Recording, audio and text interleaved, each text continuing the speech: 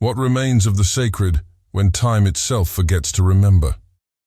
Where does faith go when its vessel is lost beneath centuries of dust and silence? The Ark of the Covenant, once said to hold the voice of the divine, carried across deserts and through empires, has vanished from human sight. Some say it was hidden beneath the Temple Mount. Others whisper it sleeps in the heart of Ethiopia. Yet beyond all stories and scriptures, there lingers a deeper question. Who was the last to stand before it, guarding what was never meant to be touched again? The last guardian of the Ark, a name not found in any record, but echoing through ruins, prayers, and fragments of memory. Tonight, we travel through the dim corridors of history, tracing what light remains of that sacred relic and the soul bound to it. Listen softly, breathe slowly, and let the sands of time unfold their secrets. Welcome to Cryptic Realm, where mysteries are not solved, but remembered. If you find peace in the whispers of forgotten ages, don't forget to like, share, and subscribe. Leave your thoughts below. Your voice, too, belongs to the story. The desert remembers what men forget. Its winds move like old storytellers, shifting over buried stones, uncovering fragments of a world that once burned with divine fire. Somewhere in the arid heart of the Middle East, beyond the reach of cities and beyond the noise of the living, a shape once gleamed in gold. The Ark, carried by priests whose footsteps echoed like thunder in the wilderness. The Book of Exodus spoke of it as a throne for the presence of God, resting upon cherubim with wings of hammered gold. To the ancient Hebrews, it was not a symbol, but a living covenant, a promise carved in lightning upon stone.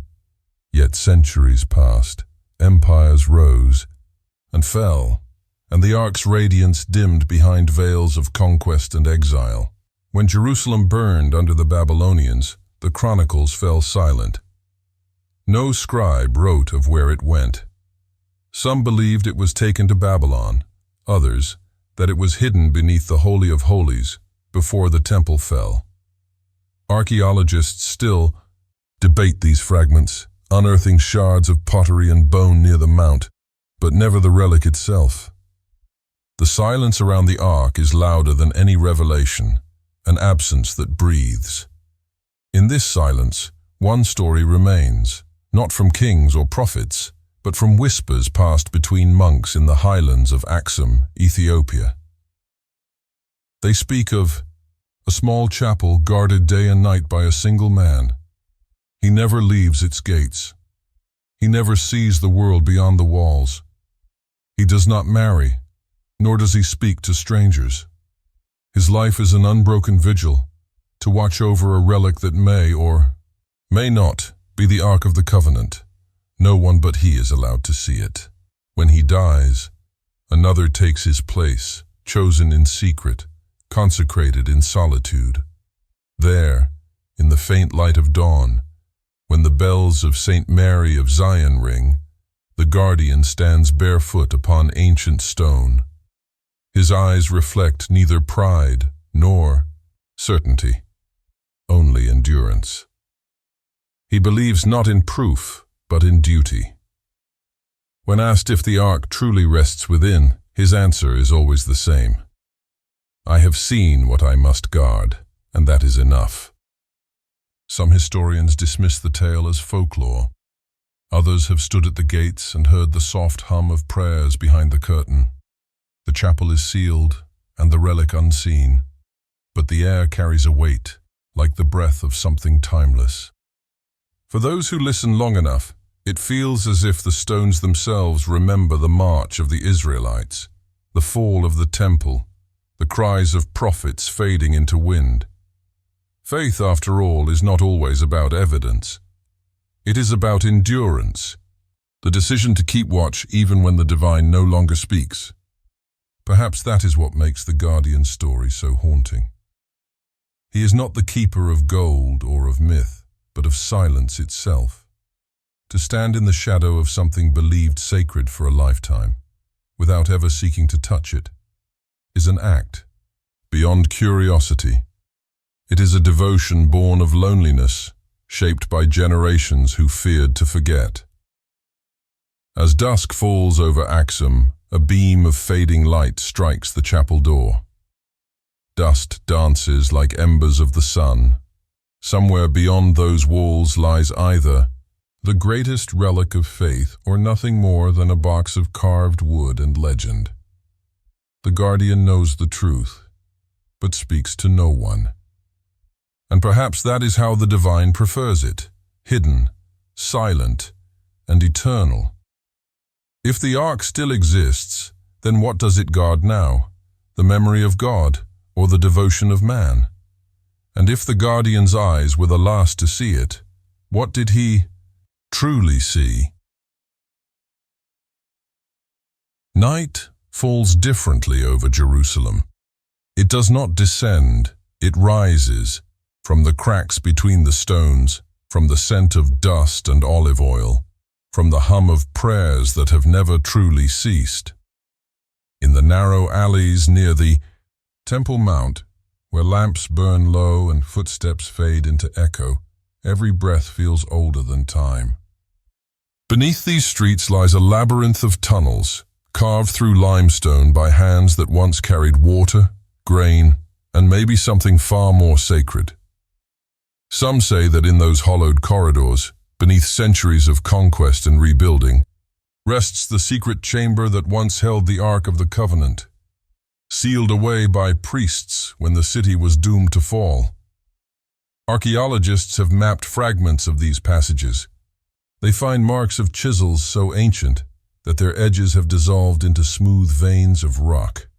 In one section, a chamber aligns almost perfectly with what would have been the Holy of Holies, the inner sanctum of Solomon's temple. But there are no relics, no inscriptions, only air heavy with memory. The stones themselves seem to breathe, exhaling the weight of prayers spoken and forgotten. When modern lights flicker against those walls, shadows seem to shape wings, though the mind knows they are only tricks of light. Still, one cannot shake the sense that something listens back. The Ark, described in Scripture, was more than a chest of acacia wood and gold. It was the vessel of a covenant, the point where heaven and earth once touched. In its presence battles were won, kings trembled, and even the air was said to shimmer with unseen fire. But when the Babylonians stormed the temple in 586 BCE, the Ark vanished. The Book of Kings ends in abrupt silence, as if the scribes themselves dared not write where it had gone. Perhaps it was destroyed, though gold does not burn easily. Perhaps it was hidden in haste, beneath these very stones, awaiting a time when faith could be trusted once more. Many have tried to find it. From British explorers of the 19th century to modern Israeli archaeologists, the quest has never truly stopped. Yet every attempt faces the same wall, not of stone, but of belief. Excavation near the Temple Mount is forbidden by both faith and politics. To dig is to wound. The site is sacred to Jews, Christians, and Muslims alike, and any disturbance is seen as desecration. So the mystery remains locked beneath, untouched, wrapped in silence as if protected by the hand of history itself. Still, whispers persist. Some claim to have heard low tones in the tunnels, not voices but vibrations like a hidden resonance. Engineers explain it as the movement of air through ancient vents. The faithful call it the heartbeat of the Ark. And between those two explanations lies the chasm that defines all sacred mystery. Science measures what is there, while belief feels what cannot be measured. Once a rabbi from the old city said quietly to a journalist, "The Ark is not lost. It is only waiting for us to become worthy of finding it." His words carried the weight of centuries, a reminder that the sacred often hides not because it is gone, but because humanity forgets how to see. In that sense, The guardian of Axum and the unseen keepers of Jerusalem share the same burden. Both protect absence, a relic that may be nothing more than faith given form. The difference is only in geography, not in purpose. To guard the unseen is to acknowledge that mystery itself is holy. Outside, the night deepens. The city hums. Above, but down here, beneath layers of empire and time, the air stands still. Every drop of condensation that falls from the ceiling sounds like a heartbeat. If one listens long enough, imagination begins to bridge what archaeology cannot. You start to feel the echo of processions, the chant of Levites, the trumpet's cry, the scent of cedar and incense. You realize that perhaps the Ark was never meant to be found again, because its purpose was not in being possessed, but in being remembered. And still, questions linger like dust in the lamplight. Did the priests who hid it survive long enough to tell their secret? Were there maps, scrolls, coded hints now buried in libraries that no one opens? Or did they choose silence, trusting that some mysteries are safer in the dark? Maybe that is why every civilization eventually builds its own ark, a vessel for what it fears to lose: faith, memory, or the idea that the divine once walked beside men. The Ark of the Covenant was that vessel for an entire people.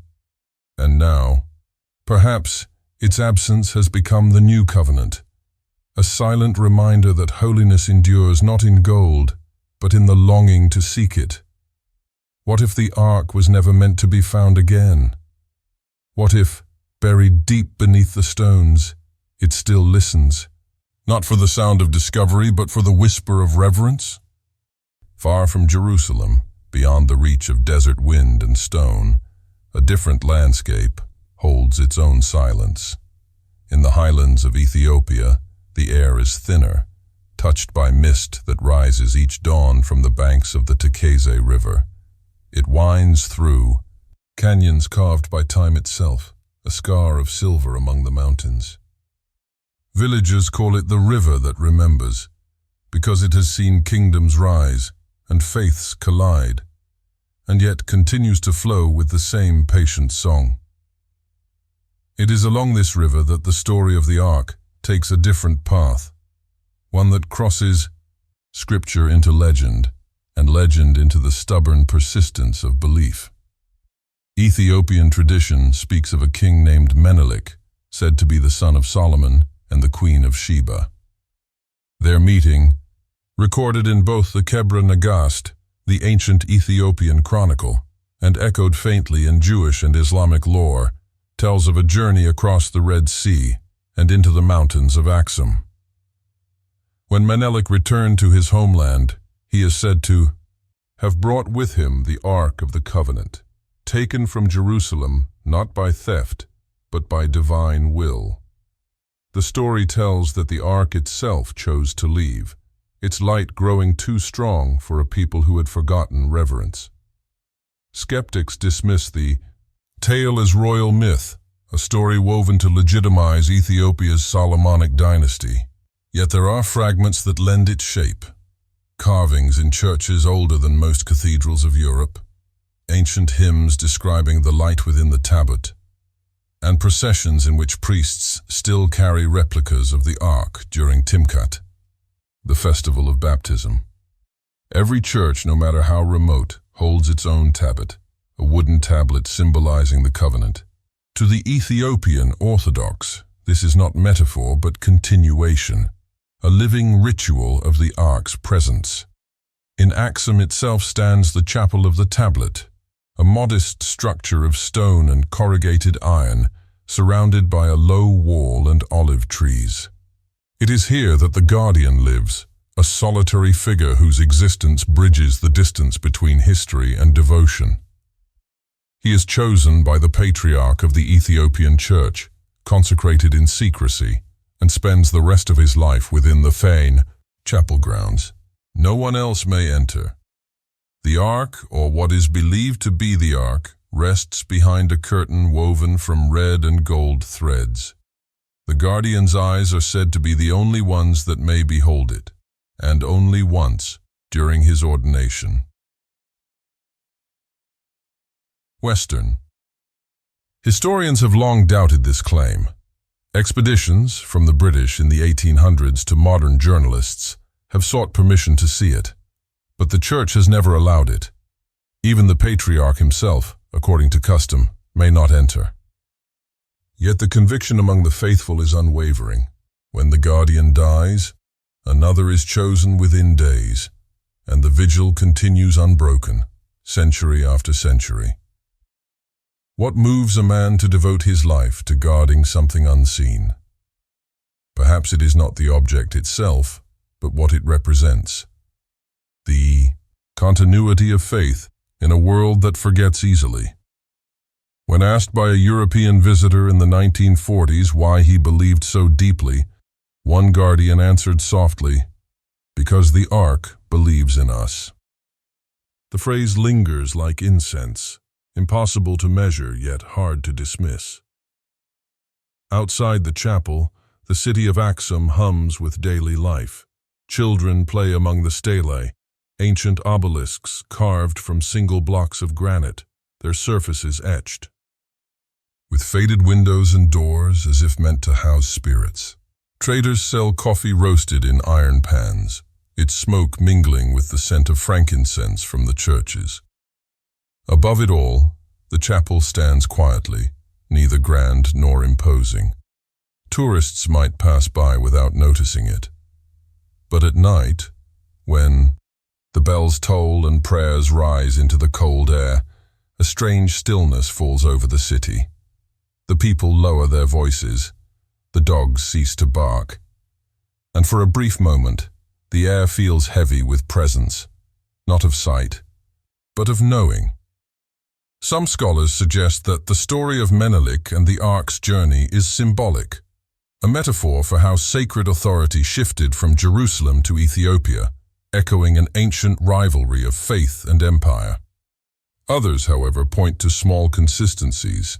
The ancient trade routes between the two lands, the Jewish communities long established near Lake Tana, the peculiar resemblance between early Ethiopian rituals and those of the Levites. Facts dissolve into possibilities, and possibilities into reverence.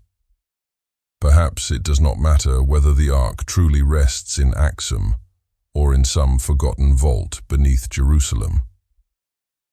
What matters is that it lives, in memory, in ritual, in the devotion of those who keep watch without needing proof. The river that remembers carries the same truth. What disappears from sight is not always lost. It simply changes its way of existing. The Tekeze flows on, whispering through its canyons as it has for millennia, carrying with it stories that even time cannot erode. So when dawn breaks over Axum, and the guardian steps once more into the light, barefoot on the damp earth, he stands not as a relic of the past, but as its continuation. His silence is not emptiness, but prayer, and his isolation not punishment, but purpose. If the Ark truly rests within those walls, is it protecting humanity from its power, or humanity protecting the sacred from its own forgetfulness? And if the river remembers everything it has ever carried, what might it still whisper to those willing to listen? In the age when parchment was worth more than gold, when words were carved into memory as carefully as stone, there began a series of chronicles that spoke in echoes rather than claims. They were written not to prove, but to preserve, for those who feared forgetting more than they feared disbelief.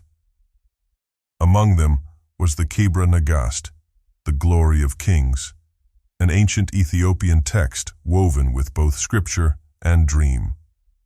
It did not shout its truth, it whispered it, of the Ark's journey from Zion to Axum, carried by the hands of priests, shielded by the will of heaven. Its verses move between theology and legend like shifting sand, neither fully history nor myth, but something sacred in between. In its telling, the Ark was not stolen. It left willingly. sensed corruption in Jerusalem, a city where kings had grown proud and priests weary. It chose to dwell in a land unspoiled by empire, where reverence would outlast conquest. And so, in the stillness of night, it departed, with Menelik, its divine radiance hidden beneath veils of linen and silence. When the people of Jerusalem awoke, it was gone. The temple's sanctum was empty, yet not abandoned, for what it carried was never merely an object, but the presence of covenant itself.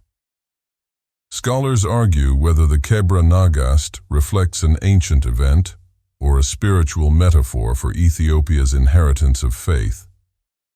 But to read it aloud beneath candlelight, as monks once did in the highland monasteries, is to feel the tremor of conviction that history cannot easily explain. It speaks of angels who guided the caravan through deserts, of stars that burned brighter upon the path, of priests who heard the ark's song, a low hum, like the earth remembering its creation. Such imagery may belong to faith, yet faith itself often preserves the faintest truths of what once was. Centuries later, in the age of the caliphates, Islamic scholars also spoke of the Tabut al-Ahd, the chest of the covenant. The Quran mentions it briefly, as a vessel of tranquility and divine assurance carried by the prophets of old. Though Islam does not claim possession of the Ark, it honors its role as a sign of God's favor, a relic beyond human ownership. In early Arabic writings, there are faint allusions to its disappearance, that it was taken to a place between the rivers and the mountains, where the faithful would one day find it again.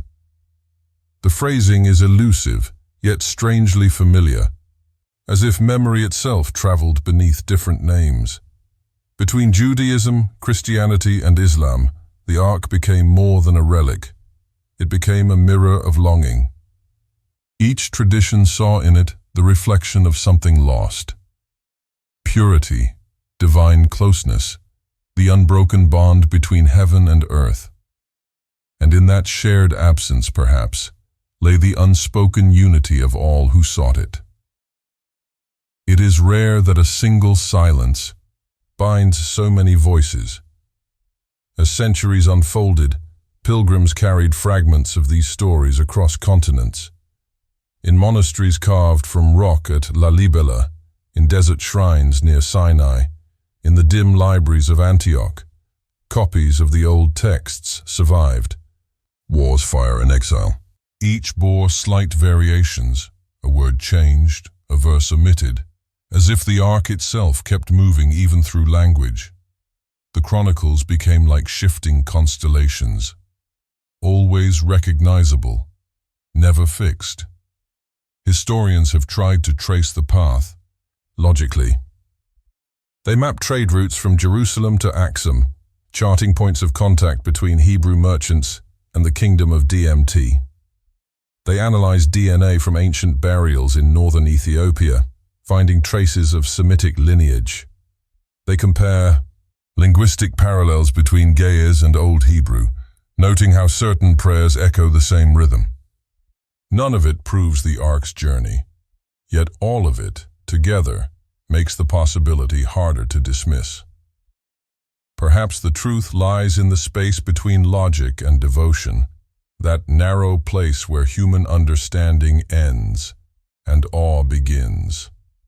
The Chronicles of Light and Exile remind us that history is not always a record of what happened, but of what was worth remembering.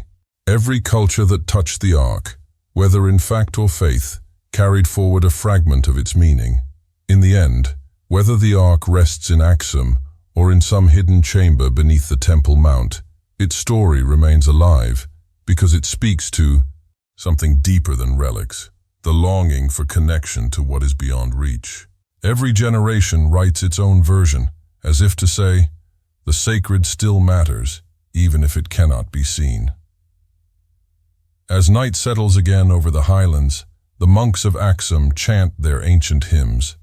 Their voices rise and fall like waves of time itself, echoing through corridors where candlelight trembles. Outside, the stars turned slowly, the same stars that once guided caravans from Jerusalem. The chronicles endure, fragile, incomplete, yet radiant with the stubborn persistence of faith. And as the last ember of candlelight fades, one question remains, as soft as breath in the dark. If the ark chose to leave Jerusalem, was it fleeing? Human pride, or searching for a place where reverence still survives? Long before satellites traced the bones of the earth, before maps found the courage to be precise, men walked into the unknown armed only with scripture and fear. They carried torches and scrolls, sometimes swords, but always the hunger to see what should perhaps remain unseen. From the crusaders who marched east beneath banners of the cross to the solitary monks who left their cloisters chasing visions, the Ark of the Covenant became not merely a relic of faith, but a compass for obsession. The medieval world, drunk on both salvation and conquest, whispered that whoever possessed the Ark would possess the favor of God himself. And so, beneath the red dust of Palestine and the wind of Sinai, countless footsteps vanished into legend. The first Crusaders reached Jerusalem in 1099, their armor clanging like thunder over the sacred stones. Chroniclers of that age recorded that when they entered the Temple Mount, known then as the site of Solomon's Temple, they found vaults and chambers deep below. Among those who explored them were the knights who would later call themselves the Poor Fellow Soldiers of Christ and the Temple of Solomon, the Knights Templar. Their purpose was to protect pilgrims, yet whispers soon followed that they sought something older, something hidden beneath the mount itself. In the darkness of those caverns, they unearthed relics, scrolls, perhaps bones, and perhaps, so rumor grew, clues to the Ark's resting place. Historians tread carefully around this legend. The Templars' true discoveries remain unrecorded, though excavations centuries later confirmed that they did indeed dig deep beneath the mount. What they found is unknown, sealed by vows and silence, yet within a generation their order rose to immense power, as if blessed or cursed by the secret they carried. Some chroniclers claimed they had retrieved sacred objects, fragments of the lost temple treasures taken by the Babylonians. Others whispered that they had found knowledge, not gold, texts describing the Ark's journey, proof of divine covenant, or perhaps the realization that its sanctity was never in the object, but in the idea it embodied. When the Templars fell, burned by the hands of kings and popes alike, their secrets turned to ash, yet the smoke still carried questions. Did they hide the Ark in Europe? Did it travel across the sea, buried beneath cathedrals or castles where its glow faded into myth? In the centuries that followed, seekers chased that smoke across continents. Some followed the trade routes through Egypt, convinced that the Ark lay beneath the ruins of Tanis, lost under desert sand. Others turned to Ethiopia, drawn by tales from priests and travelers who spoke of a golden chest guarded by silent monks in Aksum. For each expedition that returned empty-handed, another set forth, as if the human spirit could not bear the idea of a mystery without pursuit. In the 17th century, Jesuit missionaries arrived in Ethiopia. They came with the fervor of conversion but left with unease. Among the manuscripts they translated, they found references to Zion Mariam, the church said to guard the Ark. Some witnessed the Timkat procession, where priests carried replicas, wrapped in silk, and swore they saw a radiance that no lamp could produce. One Jesuit wrote that the air trembled as the procession passed, that his heart felt a pressure as though the air itself were alive. The Vatican preserved his letters, though few believed them. Yet in time, even skepticism became part of the story, another layer of disbelief wrapped around the core of faith. By the 19th century, the quest for the Ark had shifted from holy pilgrimage to imperial curiosity. British explorers, armed with maps and rifles, crossed deserts in search of evidence that faith had once been physical. They took notes, sketches, and fragments of pottery, labeling them for museums that still smell faintly of dust and hope. In 1868, the British traveller Henry Stanley wrote of standing in the highlands of Ethiopia, staring toward Axum, knowing he would never be permitted to enter the chapel. "It is there," his local guide told him. "You may not see it, but it sees you." Stanley returned to London empty-handed, yet convinced that some truths survive precisely because they refuse to be displayed. Even today, archaeologists still follow faint trails, inscriptions half erased, tombs sealed with care, scrolls eaten by insects but not entirely gone. Their tools are precise, their data clean, yet what they seek lies beyond the reach of carbon dating. The Ark eludes not because it hides, but because the world that could contain it no longer exists. What remains is the pilgrimage itself, the endless motion of those who believe there must be more than silence behind the veil. The pilgrims of dust and fire all share the same fate. They come seeking proof, but leave with reflection.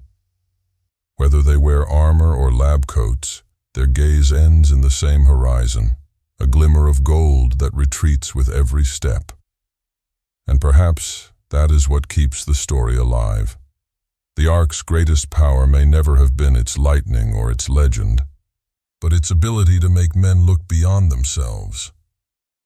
So the question lingers in every explorer's heart, as the wind erases their footprints. If the Ark still watches from its hidden sanctuary, does it test our faith by concealing itself? Or do we test our faith by refusing to stop looking? When the age of faith gave way to the age of reason, the Ark did not disappear. It merely changed its disguise. In the centuries that followed the fall of empires and the dawn of telescopes, the sacred relic that once thundered through deserts became a quiet obsession for scholars who measured truth not in revelation, but in geometry. The Renaissance had taught men to look backward to understand the forward motion of time, and somewhere between their compasses and ink-stained scrolls, they began to draw the invisible paths of the divine. In Europe's candlelit studies, the Ark moved from chapel to chart. The explorers who once sought it with crosses on their shields were replaced by philosophers who believed in the harmony of numbers, in patterns that connected the stars to the ruins of temples. To them, the Ark was not merely a lost artifact, but a symbol of pure proportion, the meeting of heaven's perfection and the flawed hands of men. Architects of cathedrals whispered that their blueprints echoed the Ark's dimensions as described. In Exodus 2.5 cubits long, 1.5 wide, 1.5 high. Those proportions, they said, resonated with the geometry of divine creation, the same ratios found in the human body, the same harmony in the orbits of planets. Artists painted it not as a golden chest, but as an idea. In the notebooks of Leonardo da Vinci, sketches of sacred boxes and circles blur into anatomy and machines. Though he never named the Ark, the symmetry of his drawings seems to echo the same pursuit, the bridge between matter and meaning. In the dim light of Florentine workshops, the sacred was no longer worshipped, it was studied. Yet even as men replaced miracles with measurements, they could not resist the pull of the unseen. By the 17th century, secret societies began to weave the Ark into their symbolic language. The Freemasons, inheritors of both the stonemasons' craft and the philosopher's allegory, revered the Temple of Solomon as the origin of their wisdom. To them, the Ark represented the inner sanctum of the human soul, the chamber where light and shadow meet. In their rituals, they spoke not of finding the Ark in the world but within the self behind veils of ignorance and pride. Perhaps they understood something that the Crusaders had not, that the greatest relics cannot be carried, only awakened. Meanwhile, scholars of the Enlightenment scoured libraries instead of deserts. They compared Hebrew texts with Greek translations, tracing discrepancies in the accounts of the Ark's fate. Some concluded it had been melted down during the Babylonian conquest. Others believed it had been hidden and then forgotten. Yet amid their debates, a quiet contradiction endured. The more they tried to reduce the Ark to evidence, the more its mystery grew. Facts, when multiplied, sometimes create new shadows. It was in this era that a few bold travelers armed with telescopes and curiosity ventured again to the Holy Land. They no longer sought miracles, but origins.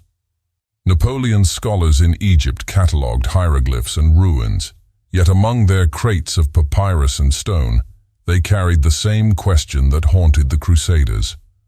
What became of the lost throne of God? In the British Museum, curators began to assemble tablets and fragments that seemed to echo biblical tales. A flood, a covenant, a chest. The line between myth and history blurred further, as if the Ark itself had seeped into the world's collective imagination, no longer bound to one religion, but drifting freely through the corridors of culture. In the salons of Paris and the taverns of London, poets and scientists alike spoke of it with equal fascination. For the believers, it remained proof of divine intimacy.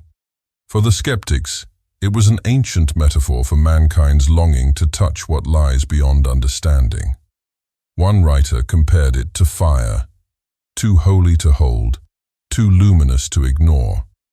Another, less reverent but no less haunted, described it as the shadow of a lost equation, the balance between power and mercy. By the dawn of the 19th century, the Ark had become both everywhere and nowhere. It appeared in alchemical diagrams, in sermons, in operas, even in early scientific lectures on electricity, the same energy the ancients might have called divine light. Scholars speculated that the Ark's radiance was natural, a reaction of materials, static charge confined in gold. They offered explanations, yet each one felt smaller than the ore it tried to replace. Somewhere in those same decades, in a quiet chapel in Axum, the Guardian kept his vigil as he always had. While Europe dissected miracles into metaphors, he still stood barefoot on the cold stone floor, whispering the same prayers his predecessors had spoken for centuries. His world needed no proof. The hum of the wind through olive branches was enough. The Ark did not need to be explained. It only needed to be guarded. Perhaps that is the eternal tension. The mind measures, the heart remembers. As the world grew brighter with reason, shadows became more precious, and within them, the old mysteries found refuge once again. If the Enlightenment taught man to question all things, why did the question of the Ark refuse to die? And if reason can illuminate the universe, why does the heart still tremble before a silence it cannot define? The 19th century carried with it a peculiar hunger, the need not only to believe, but to prove. Empires rose on the backs of explorers and scholars who measured the world in miles and catalogues, and every mountain climbed, every ruin uncovered, became a mark of dominion over the unknown. Yet amid their maps and instruments, one mystery refused to submit: the Ark of the Covenant. For those who marched beneath the banners of empire, the search for the sacred was no longer a pilgrimage of faith, but a conquest of evidence. And so the story of the Ark entered a new age, one ruled not by prophets, but by archaeologists, soldiers, and dreamers who mistook curiosity for calling. In 1798, Napoleon invaded Egypt, and with him came a retinue of scientists, artists, and historians known as the savants. They catalogued everything: ruins, inscriptions, insects, even the shifting sand. Among their ranks, whispers spread of a greater relic, something that could bind history to revelation, the Ark itself. Some believed it might be hidden among the temple ruins near Tanis, the same city once ruled by Pharaoh Shishak, who, according to the Hebrew Bible, had plundered Jerusalem centuries before. Excavations revealed treasure and tombs, but no golden chest. Still, the notion took root. Perhaps Egypt had been the Ark's final resting place. Throughout the 19th century, European explorers followed this mirage deeper into Africa and the Near East. Men like James Bruce, the Scottish traveler who traced the Blue Nile to its source, wrote of ancient churches and strange rituals that echoed the Old Testament. Bruce, skeptical yet fascinated, described how Ethiopian priests carried sacred tablets during processions, guarded from view by silk curtains. He noted their resemblance to the Ark's tablet, but he dismissed it as imitation.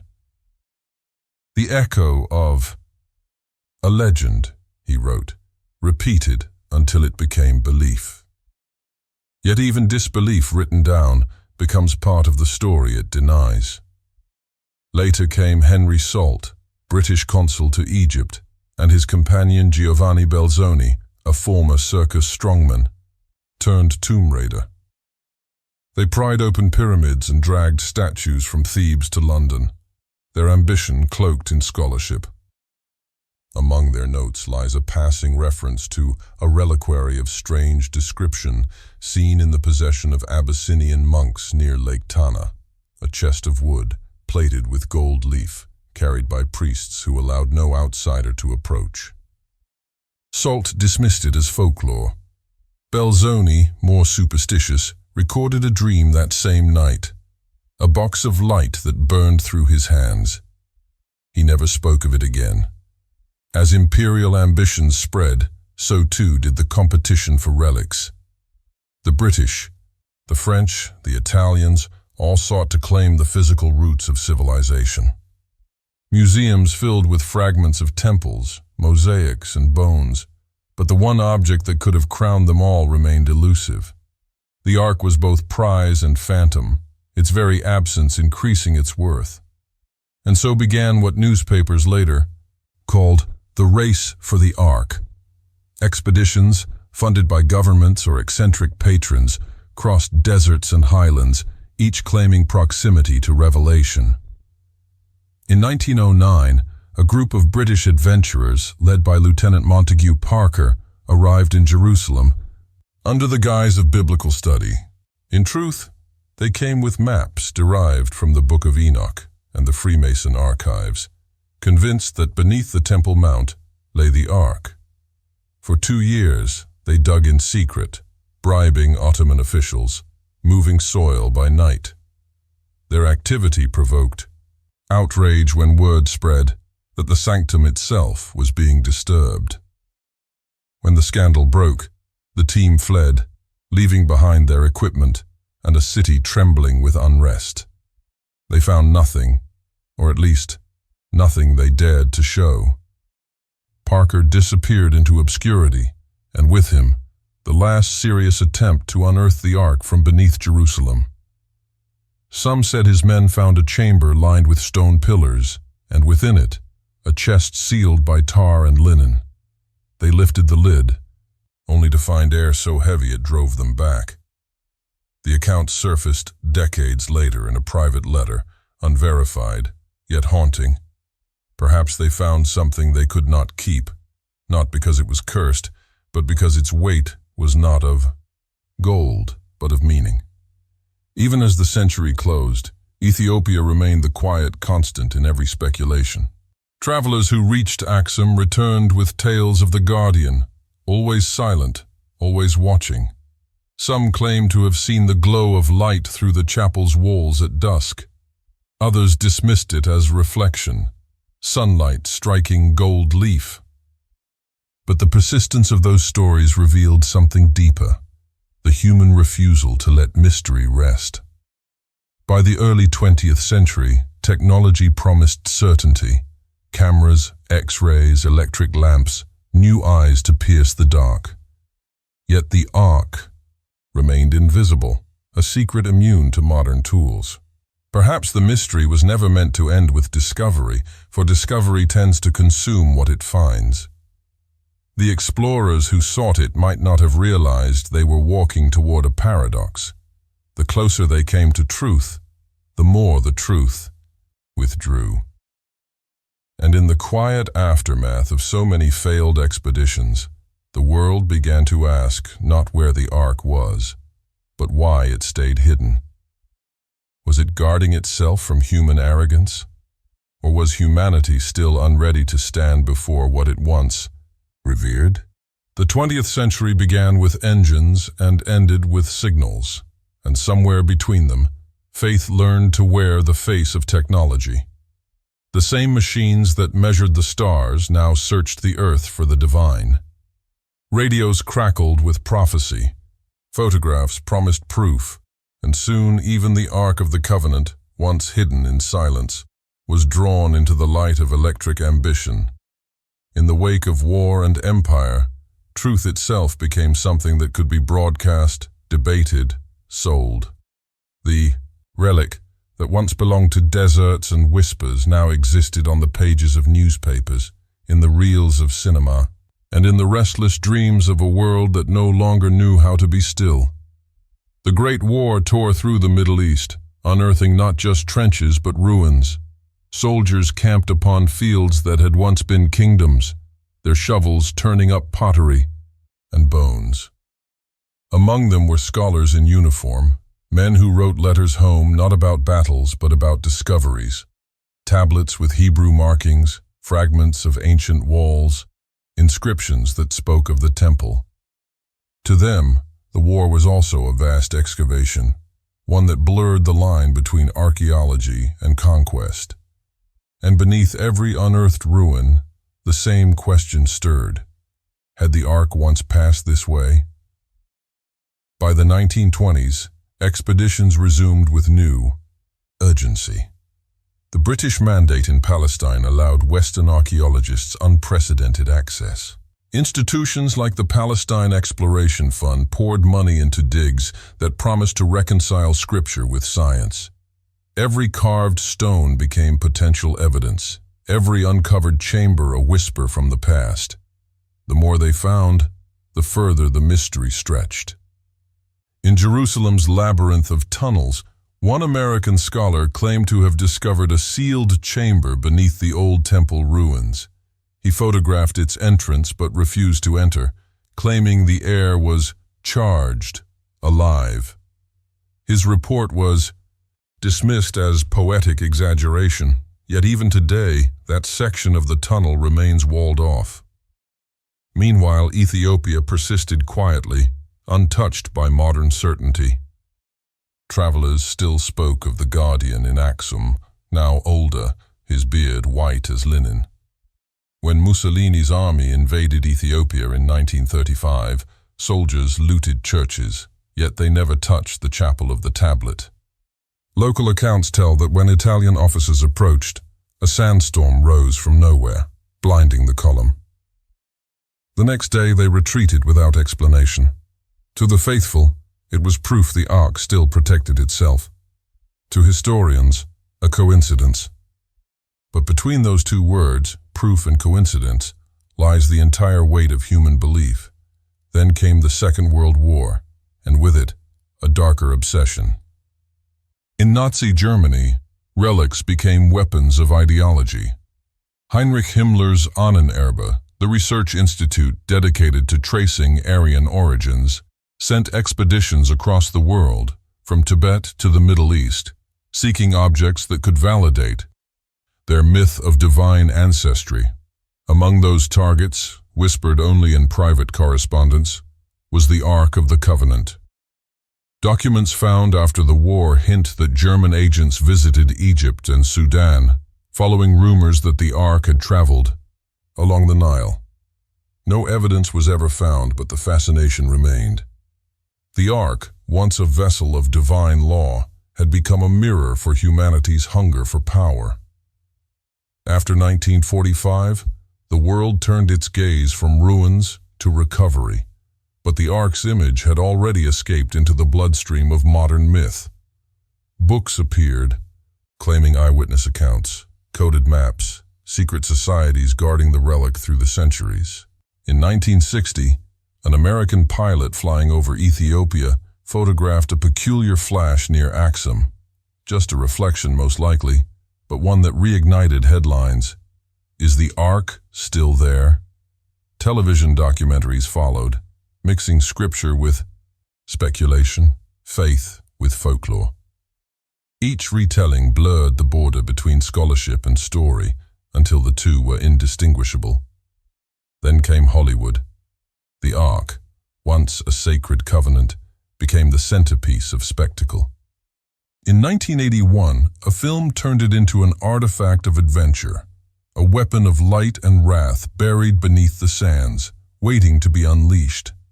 Millions watched, and for a brief moment, the Ark lived again in collective imagination. Yet for all its fiction, the film rekindled a quiet longing. What if it was real and still out there, unseen but near? Theaters emptied, and perhaps somewhere, the guardian in Axum smiled, knowing that even the noise of cinema could not drown out the whisper of devotion. In the latter half of the century, real archaeology and pseudo-archaeology collided. Satellite, imaging, ground-penetrating radar, carbon dating, all tools of precision, were turned toward mystery. Yet none could locate what faith alone had sustained for 3 millennia. A few researchers began to suggest that the Ark was never meant to be found, that its disappearance was its final act of revelation. In vanishing, it forced belief to transcend proof. Others, restless with that thought, continued to search, convinced that if they only looked deeply enough, technology could conquer mystery. And so the Ark lingered between two worlds, one that demanded evidence and one that thrived on wonder. The world of data could not contain it, and the world of faith refused to release it. Even now, the image of the golden chest endures, unopened, radiant, both real and impossible. If every age creates its own version of the Ark, then what does ours reveal? Do we still seek the sacred, or merely the confirmation that it once existed? By the time the 21st century arrived, the Ark had outlived every empire that once swore to possess it. Satellites circled the planet now, and computers mapped its every desert and ruin in colors of heat and stone.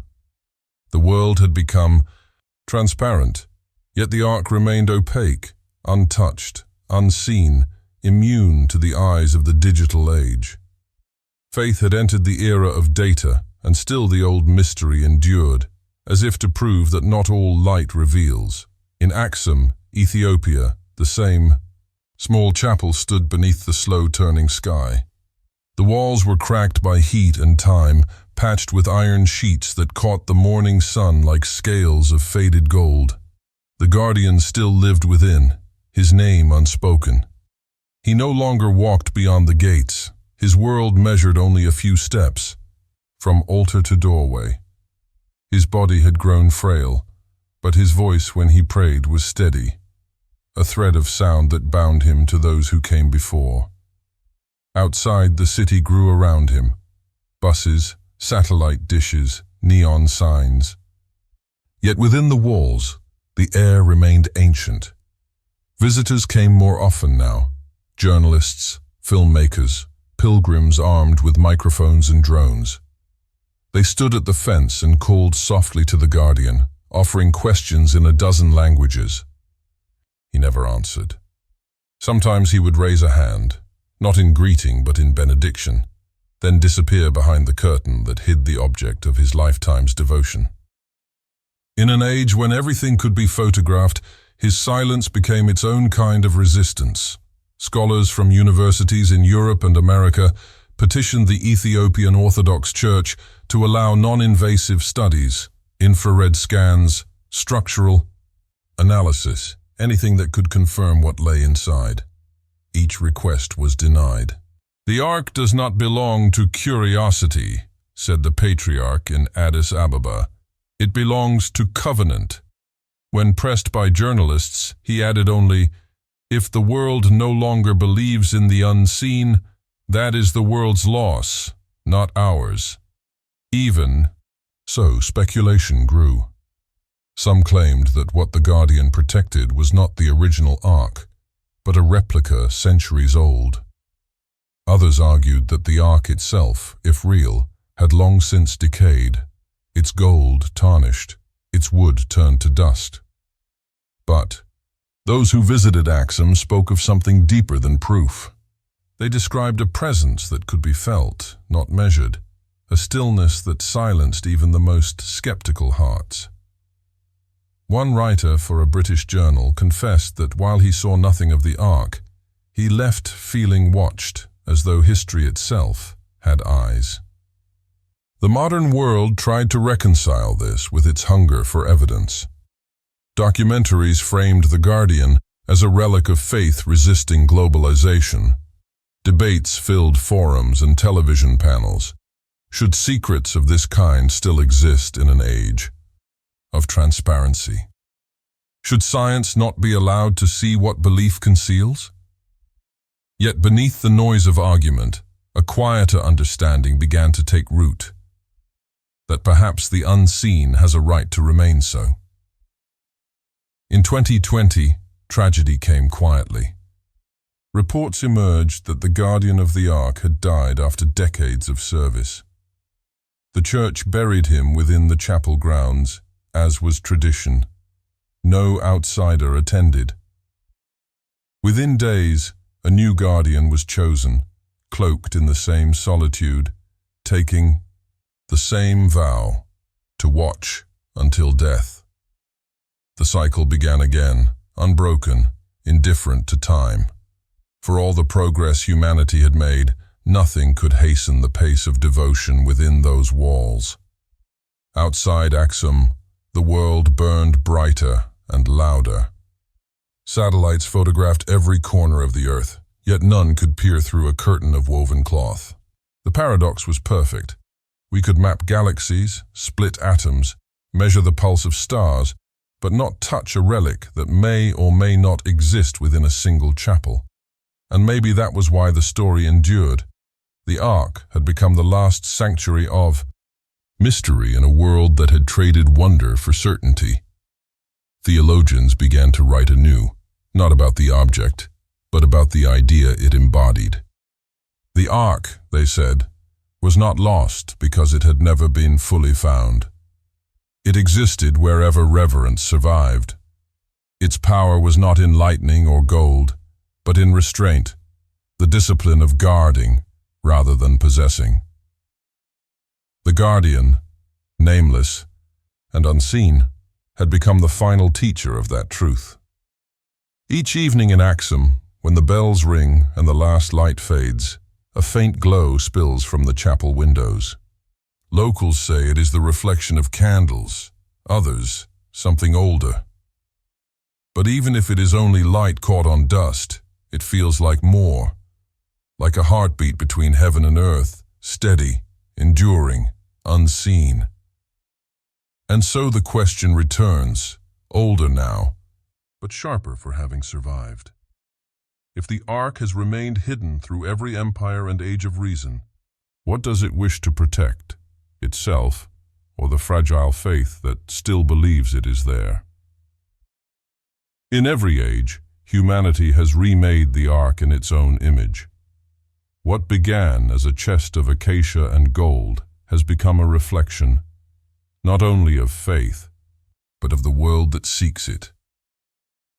In the 21st century, as nations rise and borders blur, the Ark's story has ceased to belong to any one people. It has become a question shared by all. What remains sacred when everything else becomes negotiable? Ethiopia still guards its claim with quiet dignity. The church in Axum does not speak of the Ark to the media, nor does it invite the gaze of tourists. Yet each January, during the festival of Timkat, thousands gather in the streets, singing beneath painted umbrellas. Priests in white robes carry their tabots, replicas of the Ark, to the water for the annual blessing. Drums thunder, incense swirls, and for 3 days the ancient covenant lives again in light and movement. When dawn breaks over the hills, it is said that the air hums, that the voices of the living join the rhythm of generations long gone. In that moment, the unseen is present, not in a box of gold, but in a people's memory of promise. Beyond Ethiopia, the Ark has taken new meanings. In Israel, scholars trace its description to the foundations of the first temple, examining every verse and measurement for clues to divine architecture. For them, the Ark is not just a lost relic, but the axis of their history, the point where covenant met creation. In Rome, theologians debate whether the Ark symbolizes humanity's need to contain the infinite, the attempt to house the unhousable. In Mecca, some scholars note that Islam's reverence for the Tabut al-Ad honors the same idea, that the divine can dwell for a time within the world. Across continents and languages, the Ark endures as metaphor and mirror, a relic that reflects each faith's longing to be chosen, to be near. Yet politics, too, has found use for the sacred. Governments invoke the Ark not to worship, but to claim. Museums argue for repatriation of artifacts taken in colonial times, while nations, with ancient ties to biblical history, assert ownership over its legacy. In these debates, the Ark stands as a symbol of sovereignty, the proof of a lineage, a divine right to be heard. The paradox is sharp. The relic that once united a people beneath covenant now divides them through possession. To own the Ark, or even its story, has become a matter of pride, not prayer. Meanwhile, archaeologists continue their slow, meticulous search. Technology now peers beneath the earth with ground-penetrating radar, mapping voids under Jerusalem and Axum alike. Yet every discovery only deepens the mystery. The Ark remains beyond reach, always one layer deeper, one chamber further down. One researcher from Tel Aviv University once said, "If we ever find it, I'm not sure we should open it. The Ark has survived because it has not been touched." Perhaps that is its lesson. The sacred lives only when respected by distance. The modern world is impatient with silence. We live among screens that demand disclosure, in a culture that believes seeing is understanding. But the Ark endures precisely because it defies that hunger. It remains hidden, and in doing so, teaches what revelation truly means. To reveal everything is to destroy wonder. To conceal something is to preserve meaning. The guardian in Axum, the rabbis of Jerusalem, the scholars of Rome, each in their own way defend that fragile space between knowledge and reverence. In recent years, the story of the Ark has reappeared not in temples or excavations, but in art. Poets write of it as a metaphor for memory, the thing each person carries within, unspoken, yet heavy. Painters depict it as a beam of light cut by shadow, sculptors as an empty frame. Musicians compose hymns that imitate its silence, filling concert halls with the hum of unseen resonance. The Ark has slipped free of theology and entered the realm of the human heart. What once belonged to priests now belongs to poets, to anyone who still feels the ache of something infinite just beyond reach. And perhaps that is how it was meant to be. The covenant written on stone may have been carried in gold, but the covenant written in spirit cannot be lost. It moves wherever faith survives, in prayer, in song, in the simple act of believing that meaning outlasts proof. As the world turns faster, the Ark remains still. Its guardians change, its legends adapt, yet the core endures, an unbroken thread of yearning stretching from Sinai to Axum, from temple to heart. For 3,000 years, it has asked the same question, reshaped for every age. Where does the divine dwell, if not within us? And so the silence of the Ark persists, not as absence, but as answer. For perhaps it no longer hides from us. Perhaps it waits, patient and unseen, until humanity remembers how to listen. In the restless hum of the modern world, where distance has become illusion and silence a rarity, the word pilgrimage has begun to change. No longer only a path to sacred lands, it has become a journey inward, a movement of memory rather than of feet. Yet somewhere beneath this transformation, the Ark of the Covenant still calls. It calls not to the armies or empires of old, but to solitary souls who seek something they cannot name. They travel not with maps, but with questions, tracing invisible routes toward a relic that might never have existed and yet somehow lives within them. Those who reach Axum still kneel at the outer wall of the chapel, pressing their palms to the eye stone, whispering the same words the Israelites once spoke beneath Sinai. Remember. They come from cities where faith is often an ornament, fragile and decorative. Yet in that quiet courtyard they find something unadorned, a faith stripped bare by centuries of endurance. There is no spectacle here, no tour, no proof. There is only a man behind a curtain and the echo of a story that refuses to fade. And that, perhaps, is why they come.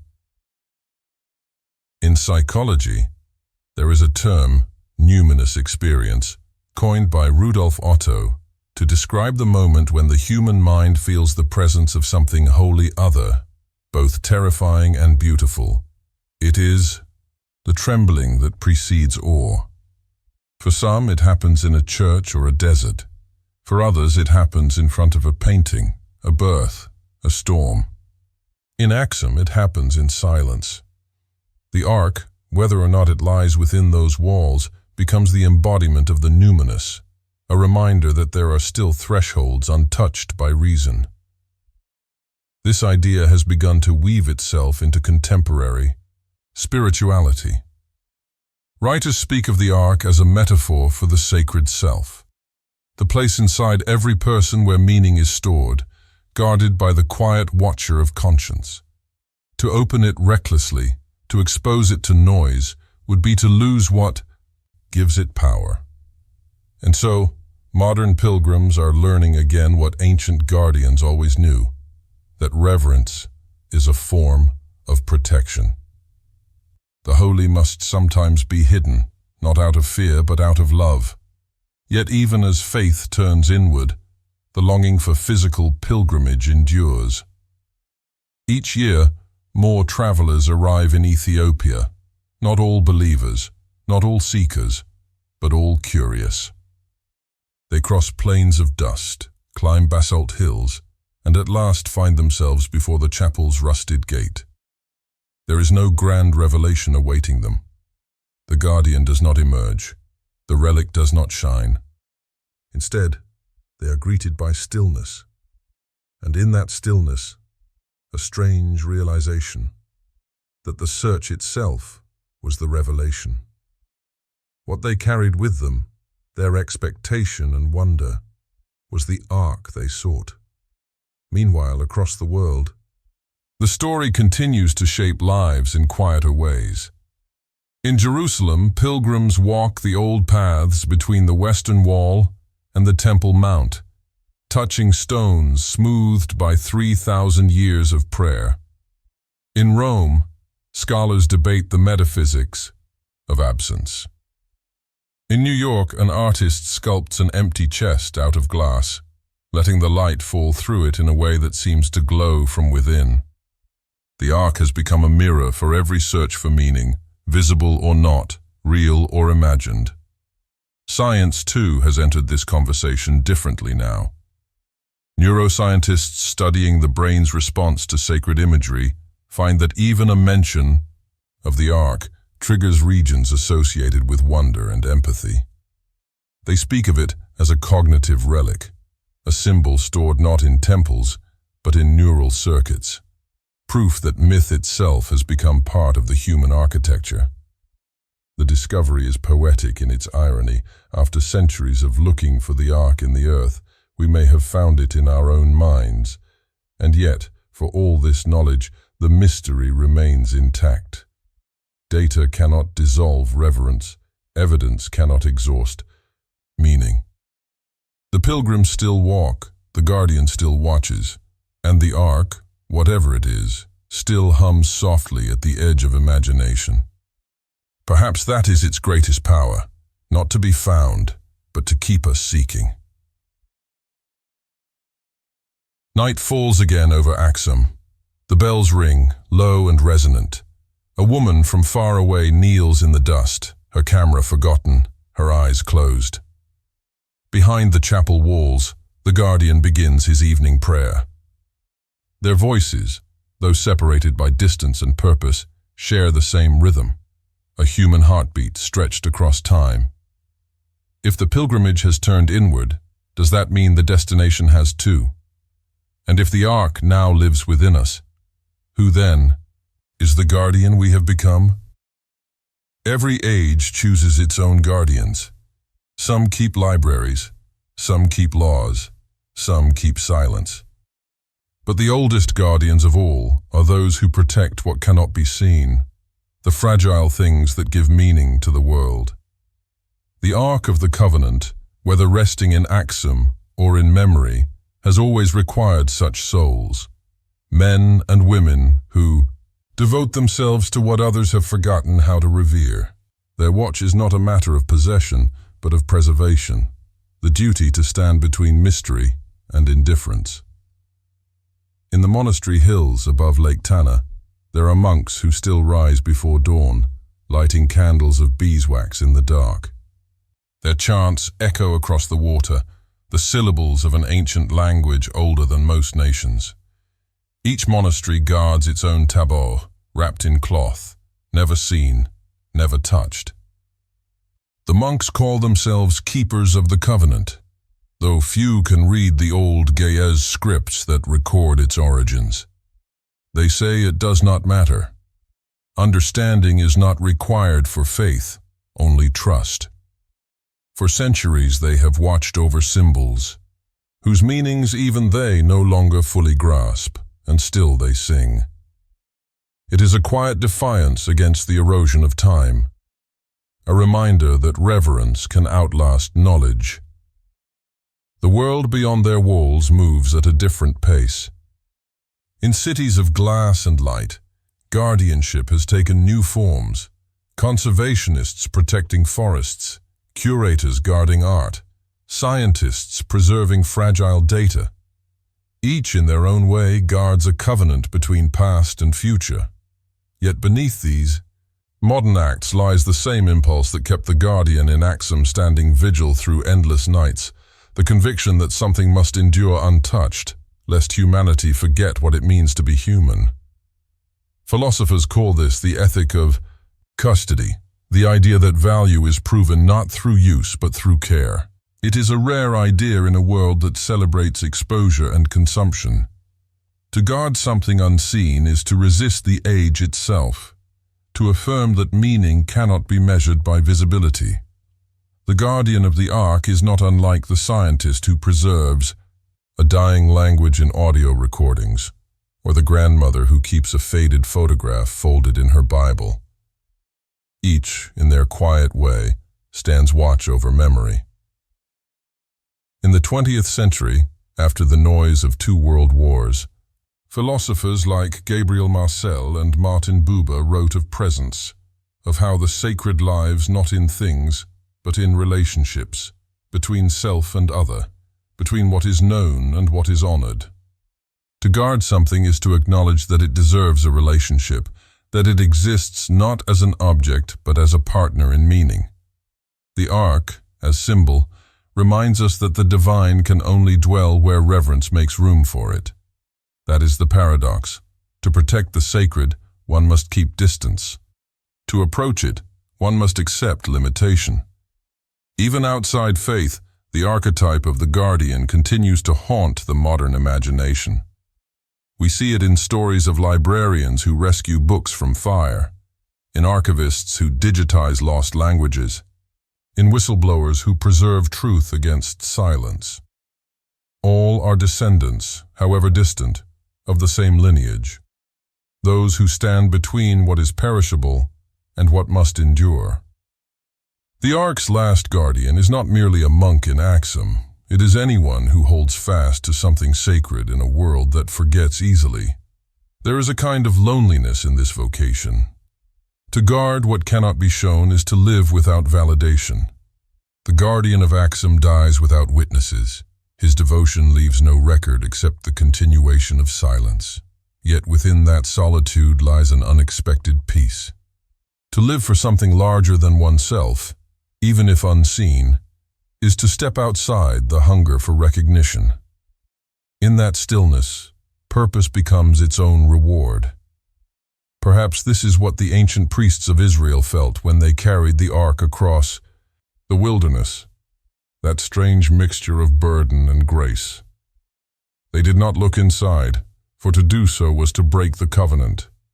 They simply walked, each step an act of faith that what they carried was not empty.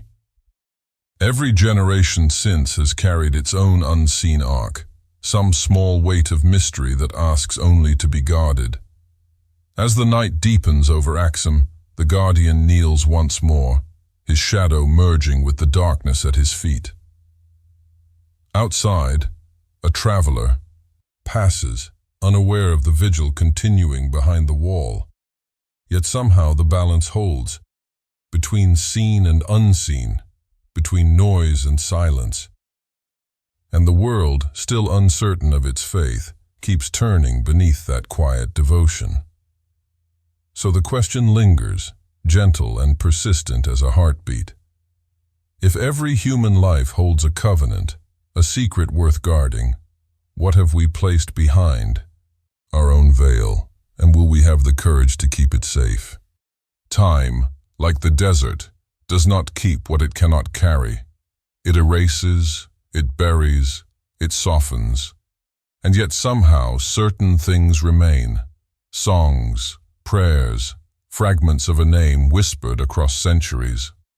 The Ark of the Covenant belongs to that peculiar category of memory that time cannot dissolve, because it does not live in stone or metal, but in longing. It endures in the human need to connect the seen to the unseen, to anchor the fleeting present to an eternal promise. In the digital age, memory has become mechanical. Servers hum in basements, storing every word, every image, every trace of our passing thoughts. We record everything, believing that preservation is the same as remembrance. But the guardians of the Ark knew a different truth. To remember is not to store, it is to revere. When all knowledge becomes instantly accessible, the sacred becomes not what is known, but what is still withheld. The Ark, untouched and unseen, stands against the flood of information as a quiet rebellion, a reminder that meaning requires mystery. Historians once said that time flows like a river, moving ever forward, but perhaps it circles, like the processions of monks in Axum who carry their tablets around the church each year. Each rotation brings them back to the same point, but never the same moment. The Ark's story moves the same way. Each generation returns to it, asking new questions of an ancient silence. Its power lies not in revelation, but in recurrence. Modern theologians describe this as the theology of return, that the sacred calls humanity back again and again, not to find answers, but to remember the asking. The Ark is not lost. It is perpetually rediscovered through those who seek it. It is less a relic than a rhythm, a pulse within history, reminding us that the divine does not disappear, but waits in repetition. Every rediscovery, whether in stone or spirit, is another heartbeat in that long, slow pulse of faith. Archaeologists sometimes speak of the weight of knowing. They mean the burden that comes when discovery shatters mystery. To unearth a secret is to end its story, to turn awe into data. Perhaps that is why the Ark resists exposure. Its meaning depends on its concealment. If tomorrow the curtain in Axum were lifted, if cameras captured what lay inside, the world would see either a golden chest or a wooden box. Either way, the spell would break. The silence that gave it power would collapse into analysis, and what had once stirred reverence would become one more exhibit behind glass. The Ark, more than anything, is an argument against total knowing. Science and faith have long stood on opposite sides of that argument. Yet both seek the same thing, to make sense of what is. The difference lies in their tolerance for unknowing. The scientist seeks to end mystery. The mystic seeks to dwell within it. Between them stands the guardian, who neither explains nor denies. He simply endures. His silence is the middle ground between logic and wonder. He keeps balance so that both can continue to exist. In a way, humanity itself has become the new Ark. Within our collective memory, we hold the fragments of all things, songs of exile, ruins of temples, the faint echo of the covenant that once bound heaven to earth. But unlike the priests of old, we have not learned restraint. We open everything, dissect everything, expose every hidden thing to the glare of light.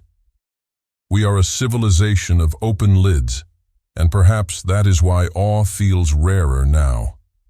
Still, the need to protect the sacred persists. In libraries threatened by decay, archivists wrap ancient manuscripts in linen. In deserts, archaeologists cover their discoveries back with sand to preserve them. In monasteries, monks continue to copy old texts by hand, long after machines could do it faster. Each act of care is a form of resistance, a way of keeping time from swallowing meaning entirely. Each one echoes the gesture of the guardian, whose entire life is a vow of restraint in an age that demands revelation. The Ark's endurance through millennia is not proof of miracle, but of memory's stubborn grace. It survives because humanity has chosen not to let it vanish. Even those who doubt it contribute to its preservation by speaking its name. Doubt, too, is a form of faith. It keeps the question alive. The Ark, in this sense, is less a lost object than a living paradox, a secret that survives by being sought, a silence that endures by being spoken of, and so time, which devours all, else bows before this one memory it cannot erase. Beneath every excavation and argument lies the same quiet truth, that we do not protect the Ark, it protects us. It shelters our need for wonder, our fragile belief that not everything can be explained away. As night spreads once more across Axum and the world beyond it, the Guardian's shadow lengthens against the chapel wall. The stars move as they have, for thousands of years, indifferent and eternal. Yet somewhere between them and the earth, a thin thread of faith holds. If one day every secret were revealed and every question answered, would the world still have room for wonder? Or does the very act of not knowing keep the human spirit alive? Civilizations are brief things. They rise like dawn and fall like sand through open fingers, each leaving behind fragments that whisper rather than speak. Temples crumble, languages fade, empires forget the reasons they once knelt. But the Iao, longing for the sacred, persists, reshaping itself in every era. The Ark of the Covenant is one such shape of longing, a mirror through which time reflects its own desire for meaning. Even as centuries vanish, the Ark's silence remains, not untouched by history, but patient with it, waiting for each age to remember its own covenant with the unseen. Time, in its quiet cruelty, devours monuments and kings alike, yet it spares stories. They slip through ruins like light through broken glass, refracting into new colors. The Ark's story has survived this way, carried not by relics but by retellings. In one century, it was the thunder of God's law. In another, a symbol of lost empires. Today, it is the heartbeat of wonder itself. What endures is not the object, but the rhythm of reverence that follows it across ages.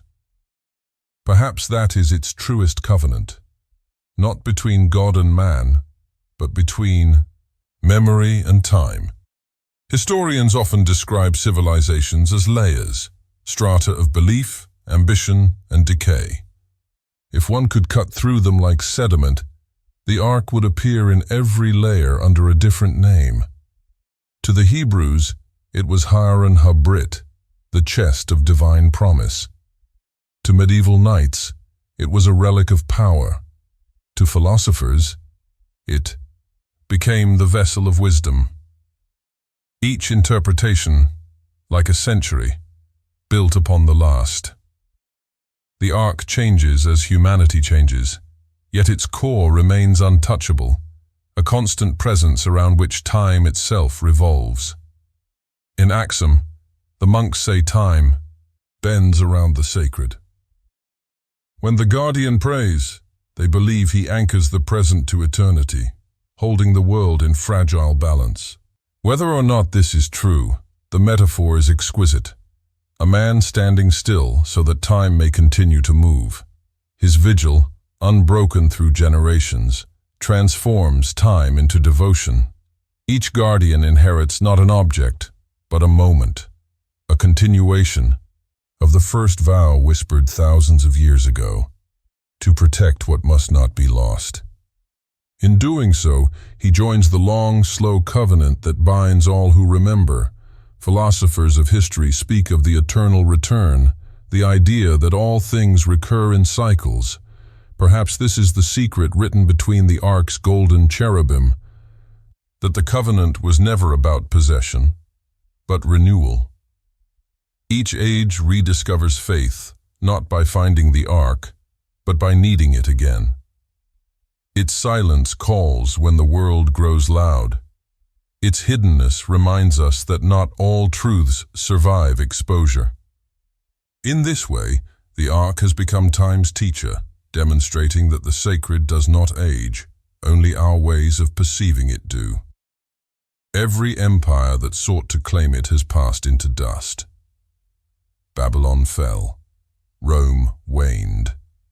Even the modern powers, armed with technology, seem smaller when set beside the mystery they cannot decode.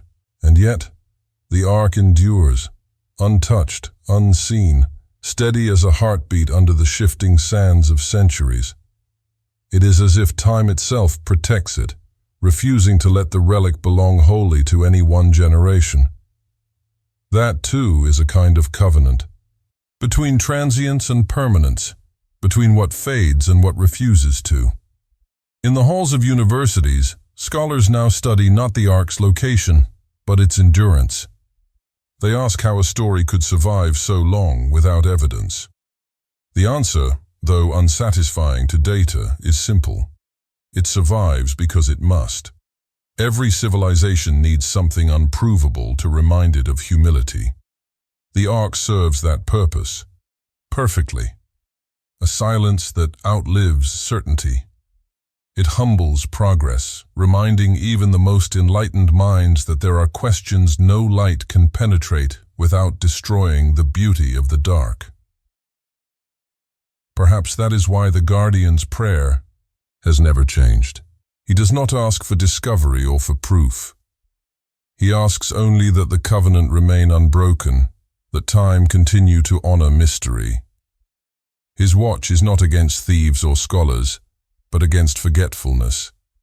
To forget the sacred is the true loss. To remember it, even imperfectly, is to keep the world in balance. As centuries stretch like threads across the loom of history, the Ark remains the golden knot at their center. Empires unravel, knowledge rewrites itself, yet the story endures, patient as stone, luminous as memory. And so long as there is one soul left to wonder where the Ark has gone, it has not truly left us. When time itself fades, when even stars grow cold, perhaps the covenant will still whisper through whatever hearts remain, the echo of faith defying the gravity of oblivion. For the Ark, in its silence, teaches not that things last forever, but that meaning does. And so we return, once more to the question that survives all eras. If time is the keeper of the Ark, then who keeps time itself from forgetting what it was meant to protect? There comes a point when every story about the divine turns back toward the teller. Humanity has spent millennia speaking to the heavens, waiting for an echo, a sign that the covenant still breathes beyond the clouds. The Ark of the Covenant was once that echo, a physical conversation between earth and eternity, lightning captured in gold. Now, in an age of silence, the dialogue continues differently. The questions remain, but the answers must be found within the dust, within ourselves. The Ark was called the Merkava, the chariot of God, a meeting place between mortal and immortal. Its cherubim, carved from pure gold, faced each other with wings outstretched, a symbol of union between opposites, of heaven bowing toward earth. In ancient texts, the space between those wings was where the divine voice emerged, not as thunder, but as stillness. That image, two figures leaning inward, their wings nearly touching, has outlived every empire that built upon it. Even now, it feels like instruction, that the divine does not speak from distance, but from the narrow space between understanding and faith. Modern theologians sometimes describe the Ark as humanity's first metaphor for dialogue. It represented the possibility that the infinite would stoop low enough to listen. Every offering, every hymn, was a sentence in that long conversation. But over time, as temples fell and languages fractured, we began to mistake silence for absence. We forgot that listening itself was part of the exchange. The guardian in Axum has not forgotten. His prayer is not a plea for words. It is a posture of listening, a surrender to the possibility that silence may be the divine response we have been waiting for. Across centuries, prophets and poets have continued the conversation in different tongues. The Psalms are its melodies, the Quran its breath, the mystics' writings its whispers. Each text, though bound to its faith, speaks the same yearning, that creation longs to speak with its creator. The Ark once gave that longing a shape. When it vanished, humanity had to learn a harder lesson, that the sacred dialogue was never confined to an object. It was, and remains, the tension between reverence and revelation. In modern times, that dialogue has shifted into new mediums. Telescopes peer into galaxies once invisible, and microphones capture the hum of cosmic radiation, echoes of the universe's first breath. Scientists call it background noise. Mystics call it the oldest hymn. The search for the Ark and the search for the origin of the cosmos are not so different. Both are attempts to trace the voice that spoke in the beginning. Each seeks the same impossible answer, not what exists, but why. If the Ark was once a vessel of God's voice, perhaps the universe itself is the last Ark, carrying that voice across eternity. The stars are its cherubim, the void between them the space where the divine still murmurs. Humanity, wandering through its own wilderness of galaxies and data, continues to ask questions that echo the prophets. Where are you? Why are we here? And from the silence of space comes the same answer that once rose from between the wings. Not absence, but invitation. Be still and listen. It is easy, in an age of endless discovery, to mistake explanation for understanding.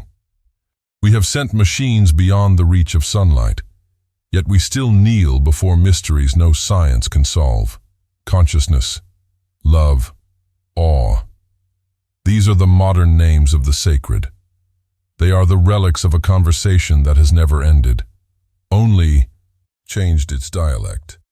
The guardian of Axum and the physicist studying starlight share, unknowingly, the same devotion, to stand before the unknowable and refuse to look away. Perhaps this is the true legacy of the Ark, not a chest of gold or a lost artifact, but the very impulse to ask. The covenant endures wherever a question is asked in reverence rather than pride. When a scientist whispers before a nebula, when a monk chants in darkness, when a child looks at the night sky and wonders, the dialogue continues. The Ark lives in those moments, no longer confined to temples but carried in every act of attention. And so the story circles back to where it began, the human heart listening for an echo from beyond itself. The Ark has always been less about what it contains and more about what it connects, heaven to dust, silence to speech, eternity to a trembling breath. As the night deepens once more over the highlands of Axum, the guardian lifts his eyes toward the stars. He has never seen the galaxies or the telescopes, never heard the hum of the cosmic background, yet he feels the same vibration through the stone beneath his knees. He closes his eyes, and for a moment, there is no distance between his prayer and the birth of light itself. If the Ark was once the voice of heaven speaking to man, is the silence we hear now heaven waiting for us to answer? And if the dialogue never ended, what words remain unspoken between the stars and the dust? Somewhere between belief and comprehension, a quiet architecture endures. It is not built of stone or wood, but of thought and memory. A temple assembled from the fragments of everything we have ever called sacred. Every person carries one, though most are unaware of its construction. Within that hidden sanctuary lies the modern Ark, the space in which meaning survives. The ancients built their sanctuaries from cedar and gold. We build ours from awareness, from the fragile act of wondering whether anything truly lasts. In the silence of that interior temple, the old story continues to whisper. The Ark of the Covenant, once a physical chest, has become a metaphor for the mind's capacity to hold the infinite. The cherubim now face each other across the synapses of thought. Their wings are arcs of electricity, sparks of memory. Neuroscientists speak of patterns and neurons, of electrical storms that shape perception. Yet even they confess that somewhere inside this web of energy, there is something they cannot name. The sense of presence, the quiet pulse of awe.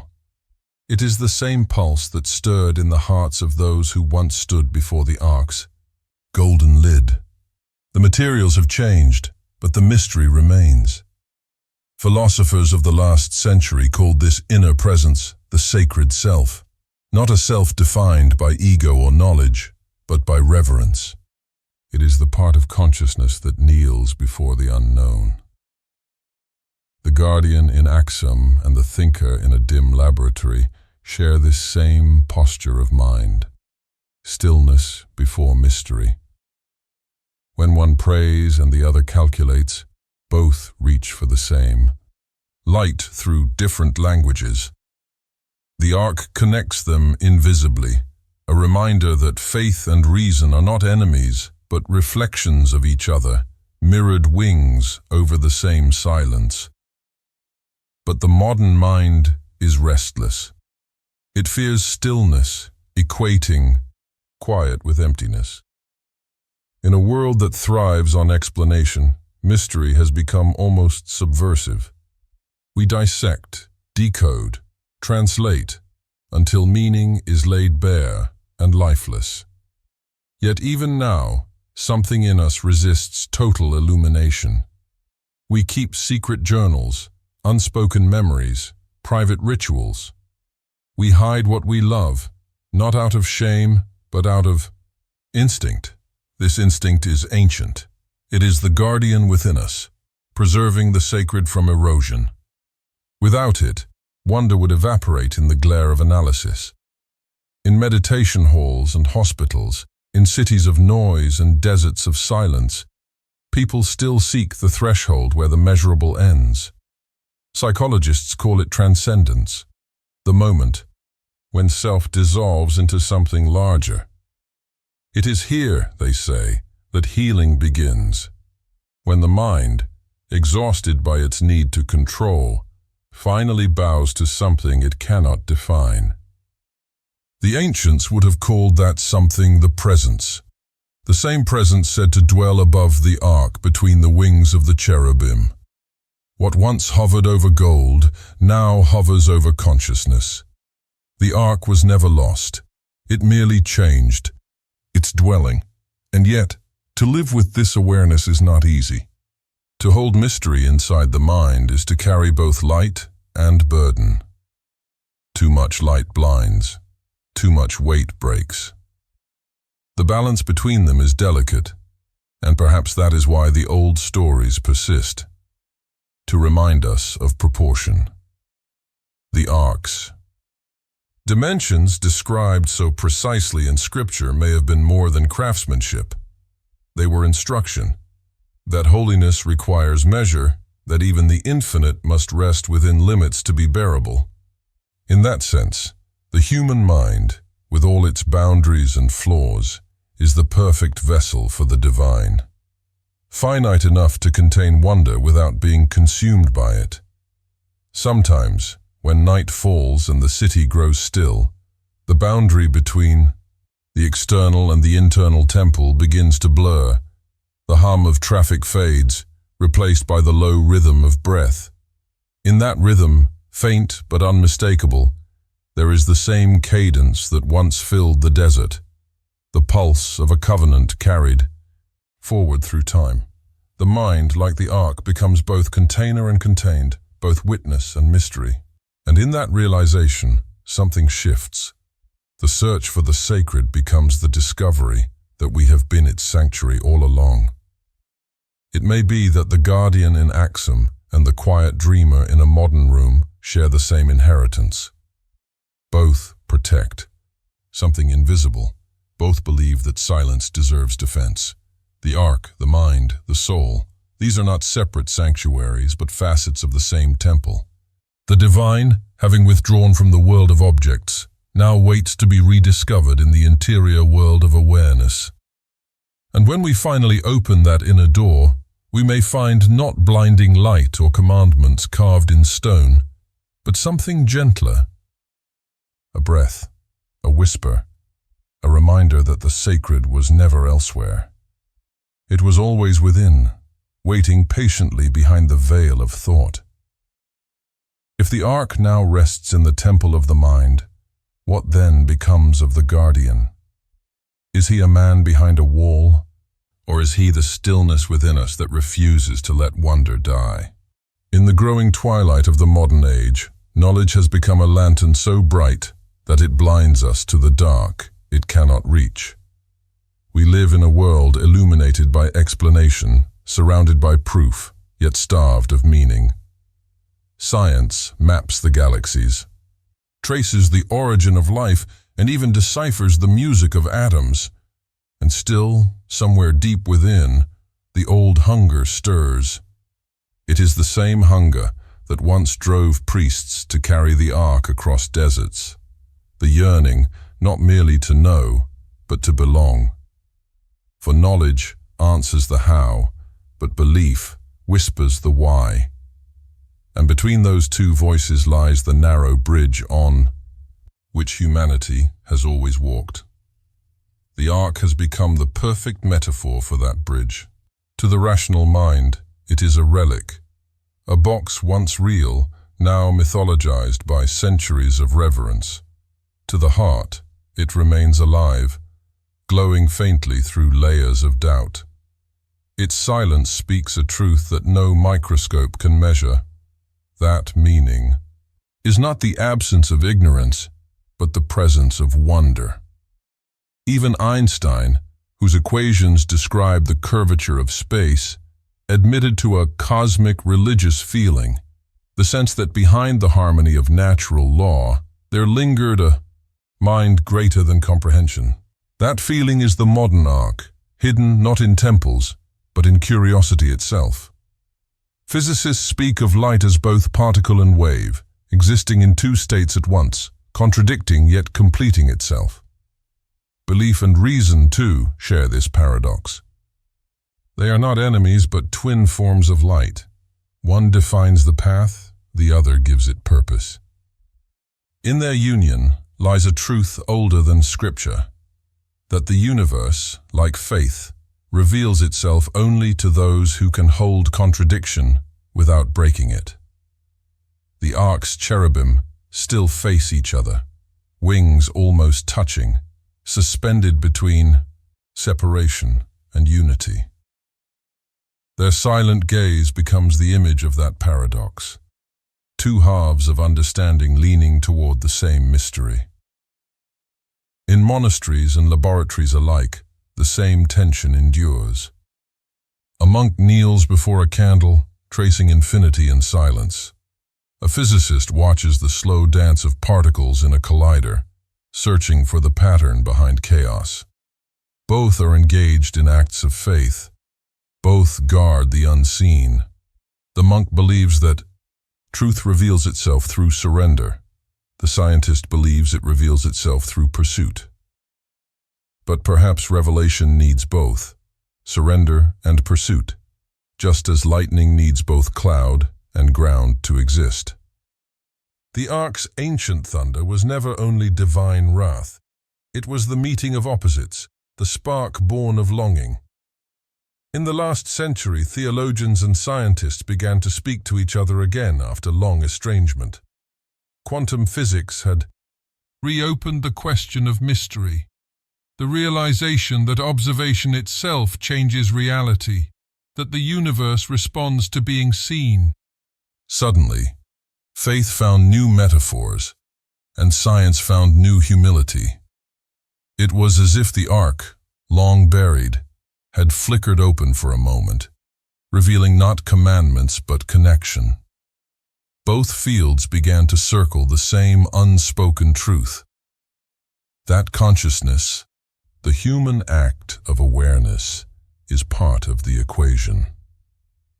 We are not outside the divine, we are woven into it. The guardian in Axum would not understand the language of quantum mechanics, but he would understand its posture, the reverent curiosity, the patience to wait for revelation without forcing it. His prayer and the scientist's experiment are mirrors of the same devotion. Both listen to silence, hoping it will speak. Both understand that truth does not belong to discovery alone, but to relationship, a covenant between seeker and mystery. The 21st century unfolds. The Ark's story has become a dialogue between worlds. Some see it as myth reborn in the language of energy, others as history wrapped in metaphor. Yet all agree on one thing: its endurance defies the boundaries of thought. Whether as relic, idea, or dream, it continues to remind us that the sacred begins where certainty ends. It stands not against science, but beside it, a steady companion in the shared pilgrimage toward meaning. The brightest minds of our age, surrounded by machines that see deeper than any human eye, now speak of humility. We know more than ever, one astrophysicist said, and understand less. His words could have been written by the guardian himself. For knowledge without reverence is only accumulation. Belief without understanding is only blindness.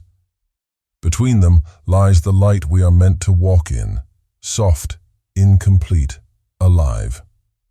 In that space between knowing and believing, something quietly endures, the hum of awe, the pulse of creation still unfolding. Perhaps that is the real ark, not hidden in stone but carried in every moment when understanding bows to wonder. The covenant was never carved into tablets or sealed in gold. It was written in our ability to look at the infinite and still feel small. And so the story continues, a bridge stretching from the mind to the soul, from explanation to faith, from the finite to the eternal. It has no end because it was never meant to. If all light is born from darkness and all discovery from faith, then perhaps the ark was never lost, only waiting for us to remember how to see. But when that vision finally returns, will we be ready to behold it without trying to possess it once more? In a century defined by distance, the world has never been so connected, nor so divided. Voices cross oceans in seconds, yet understanding drifts further apart. We build networks that promise unity, but deliver noise, data without meaning, light without warmth. And still, beneath this tangled web of information, something ancient persists, the longing to remember what once bound us together. Across borders and languages, through stories and rituals, a quiet pulse endures. The same pulse that once hummed inside the Ark of the Covenant. The Ark's journey through time has become the mirror of humanity's memory. Each civilization that touched its story added a layer to it, as if building a collective soul. The Hebrews carried it as a promise, the Ethiopians as a legacy, the Christians as a symbol of divine nearness, the Muslims as a vessel of peace. Even those who doubt its existence feel its shadow in art, in ritual, in the way the heart still lifts at the thought of something untouched by cynicism. The Ark, unseen and perhaps unknowable, has become a memory shared by the entire human family, proof that faith, in its truest form, does not divide but connects. Anthropologists call this phenomenon collective mythic resonance. Stories, so deeply rooted in the human psyche that they survive not because they are proven, but because they are needed. Myths like these are not lies. They are maps.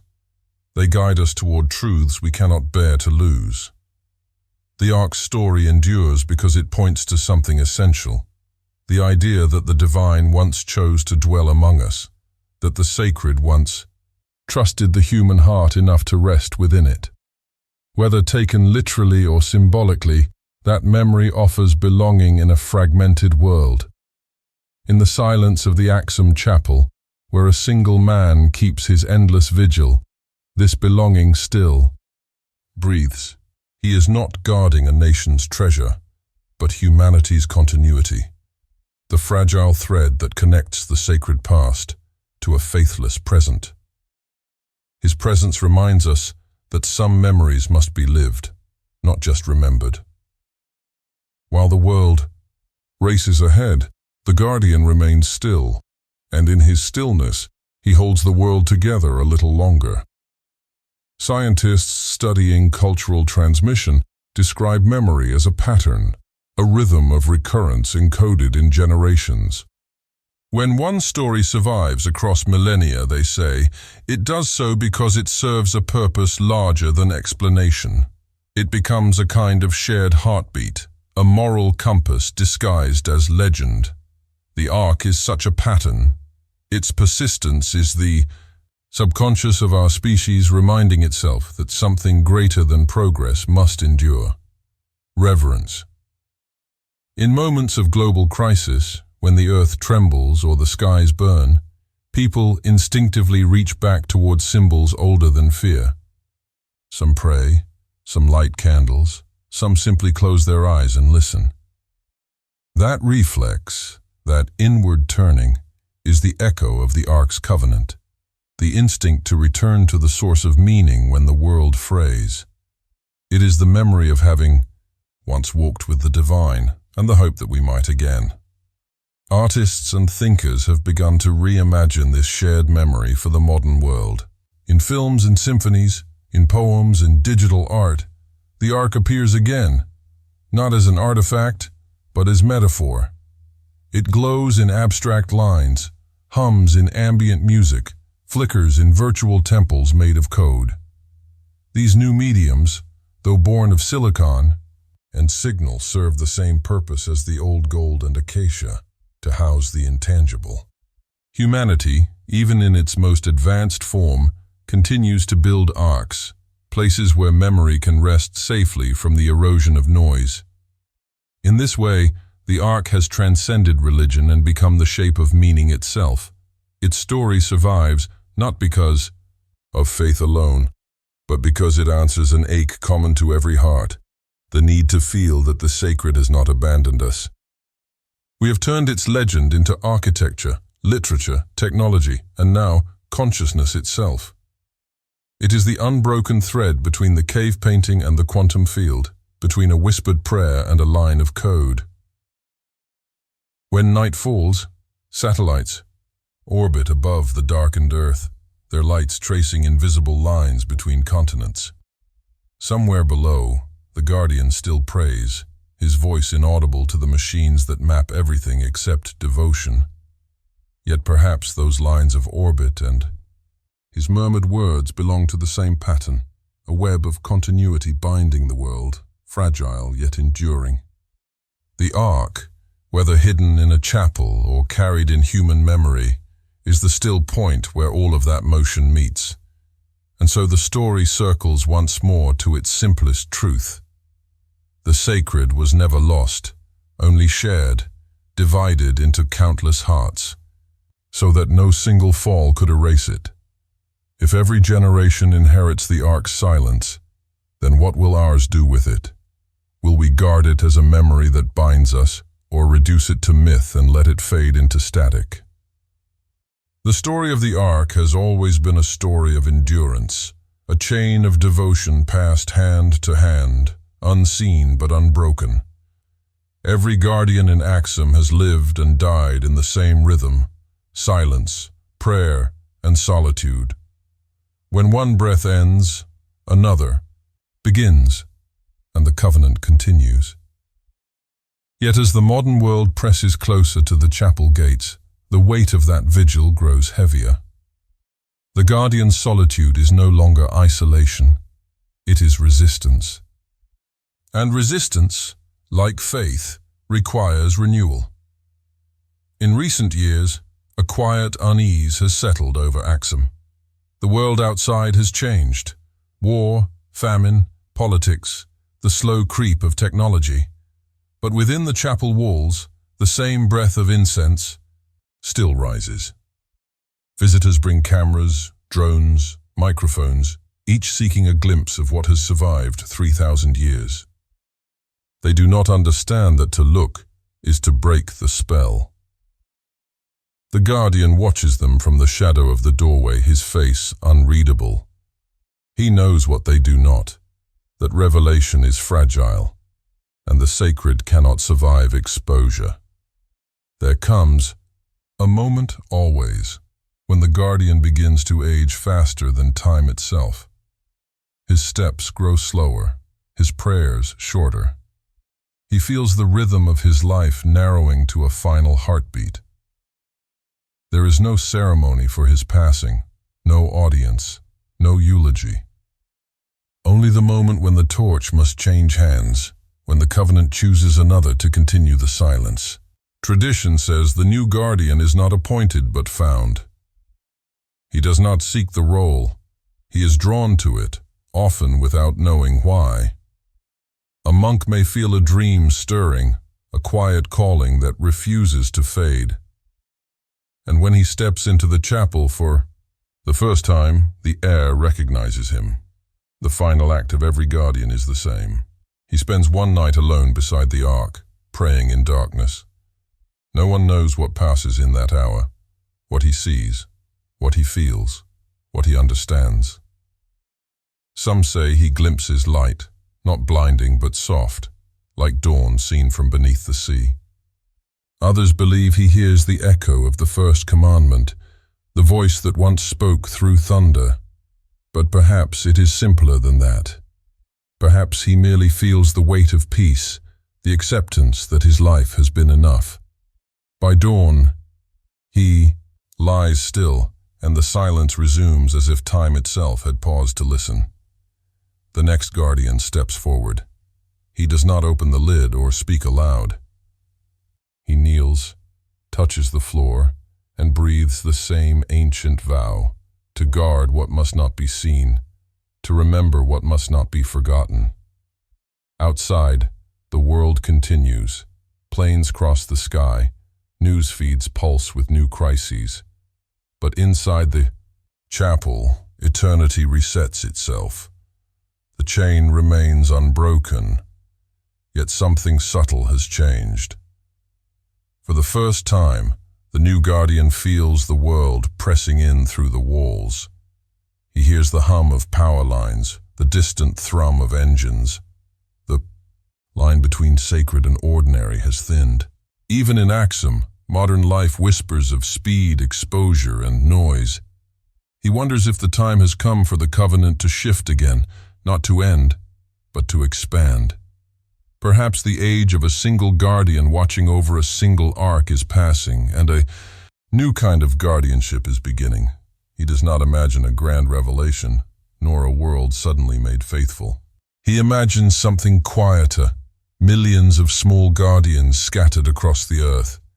People who hold wonder as he does, who protect silence, beauty, and meaning in their own corners of chaos. Perhaps this is how the covenant survives now. Not in secrecy, but in memory. Not in one chamber, but in countless hearts. The ark does not need to be seen to be shared. When the guardian kneels that night, he no longer prays for concealment. He prays for continuity, that the sacred may find new forms, that humanity may learn to guard not only relics, but one another. He knows that every act of compassion, every moment of awe, every refusal to profane what is holy, keeps the covenant alive. The ark's light was never meant to blind. It was meant to kindle. Outside, the wind rises over the highlands. The sound is soft, almost like breathing. The stars above Axum shimmer like gold leaf against velvet. Somewhere within that, stillness, time folds gently around the chapel once more.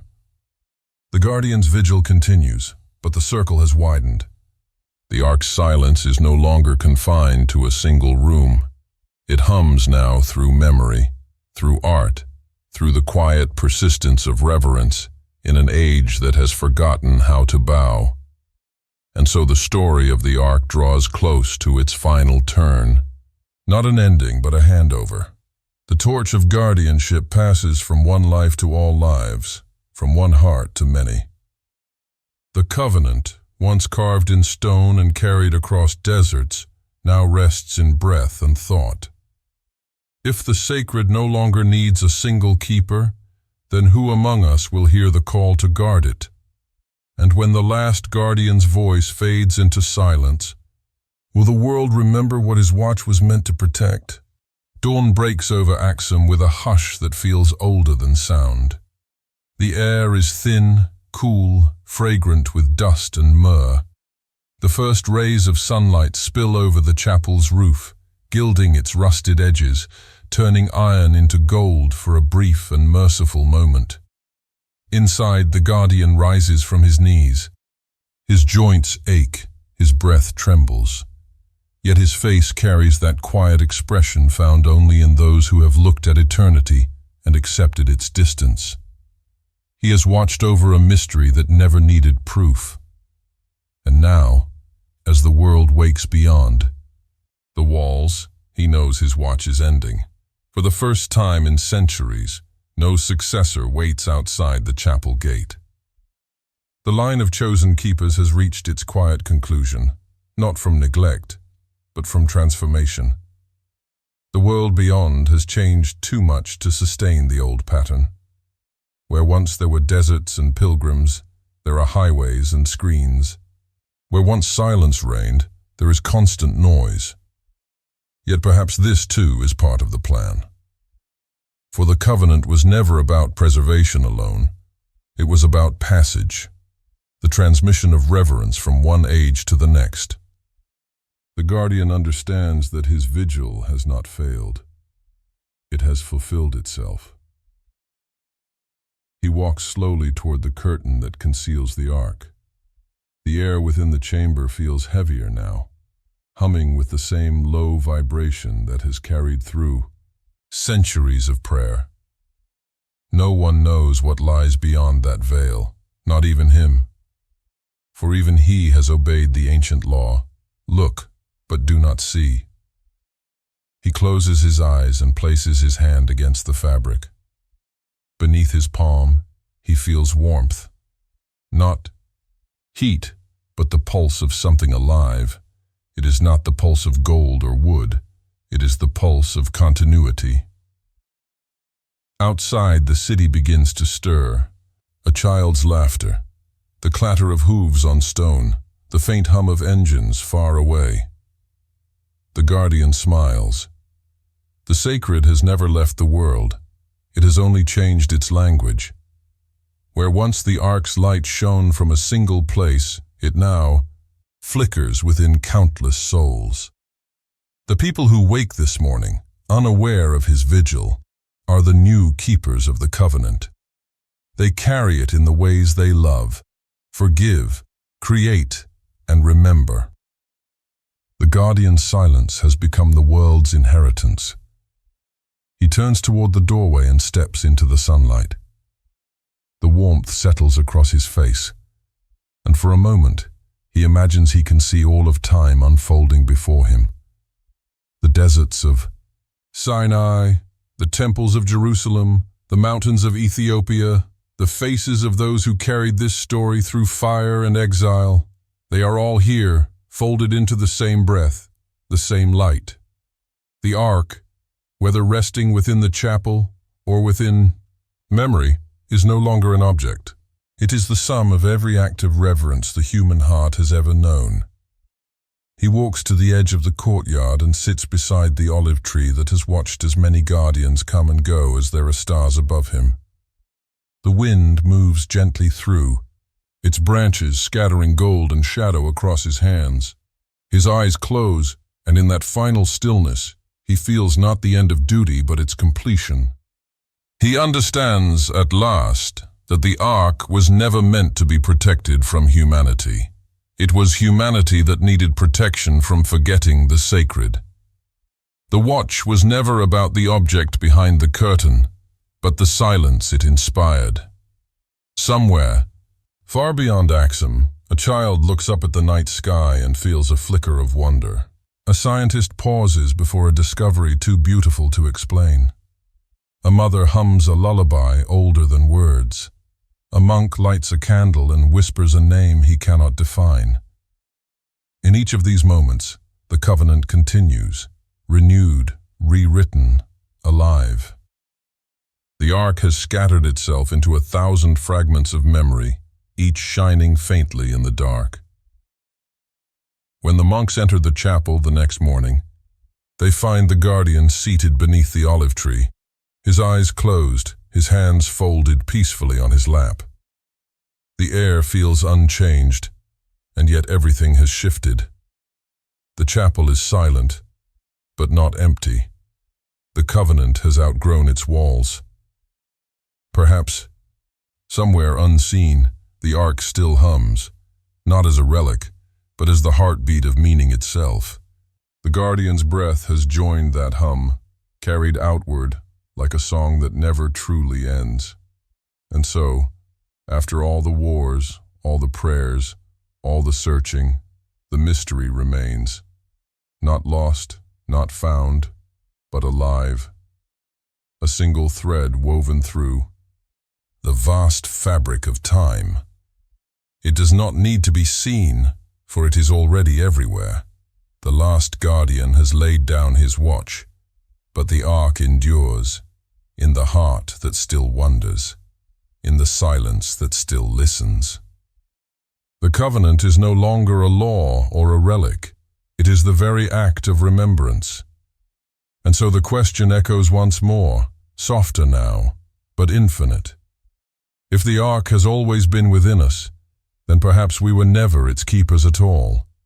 Perhaps we were its dream, unfolding, remembering, returning, welcome once again to the silence. Welcome to Cryptic Realm.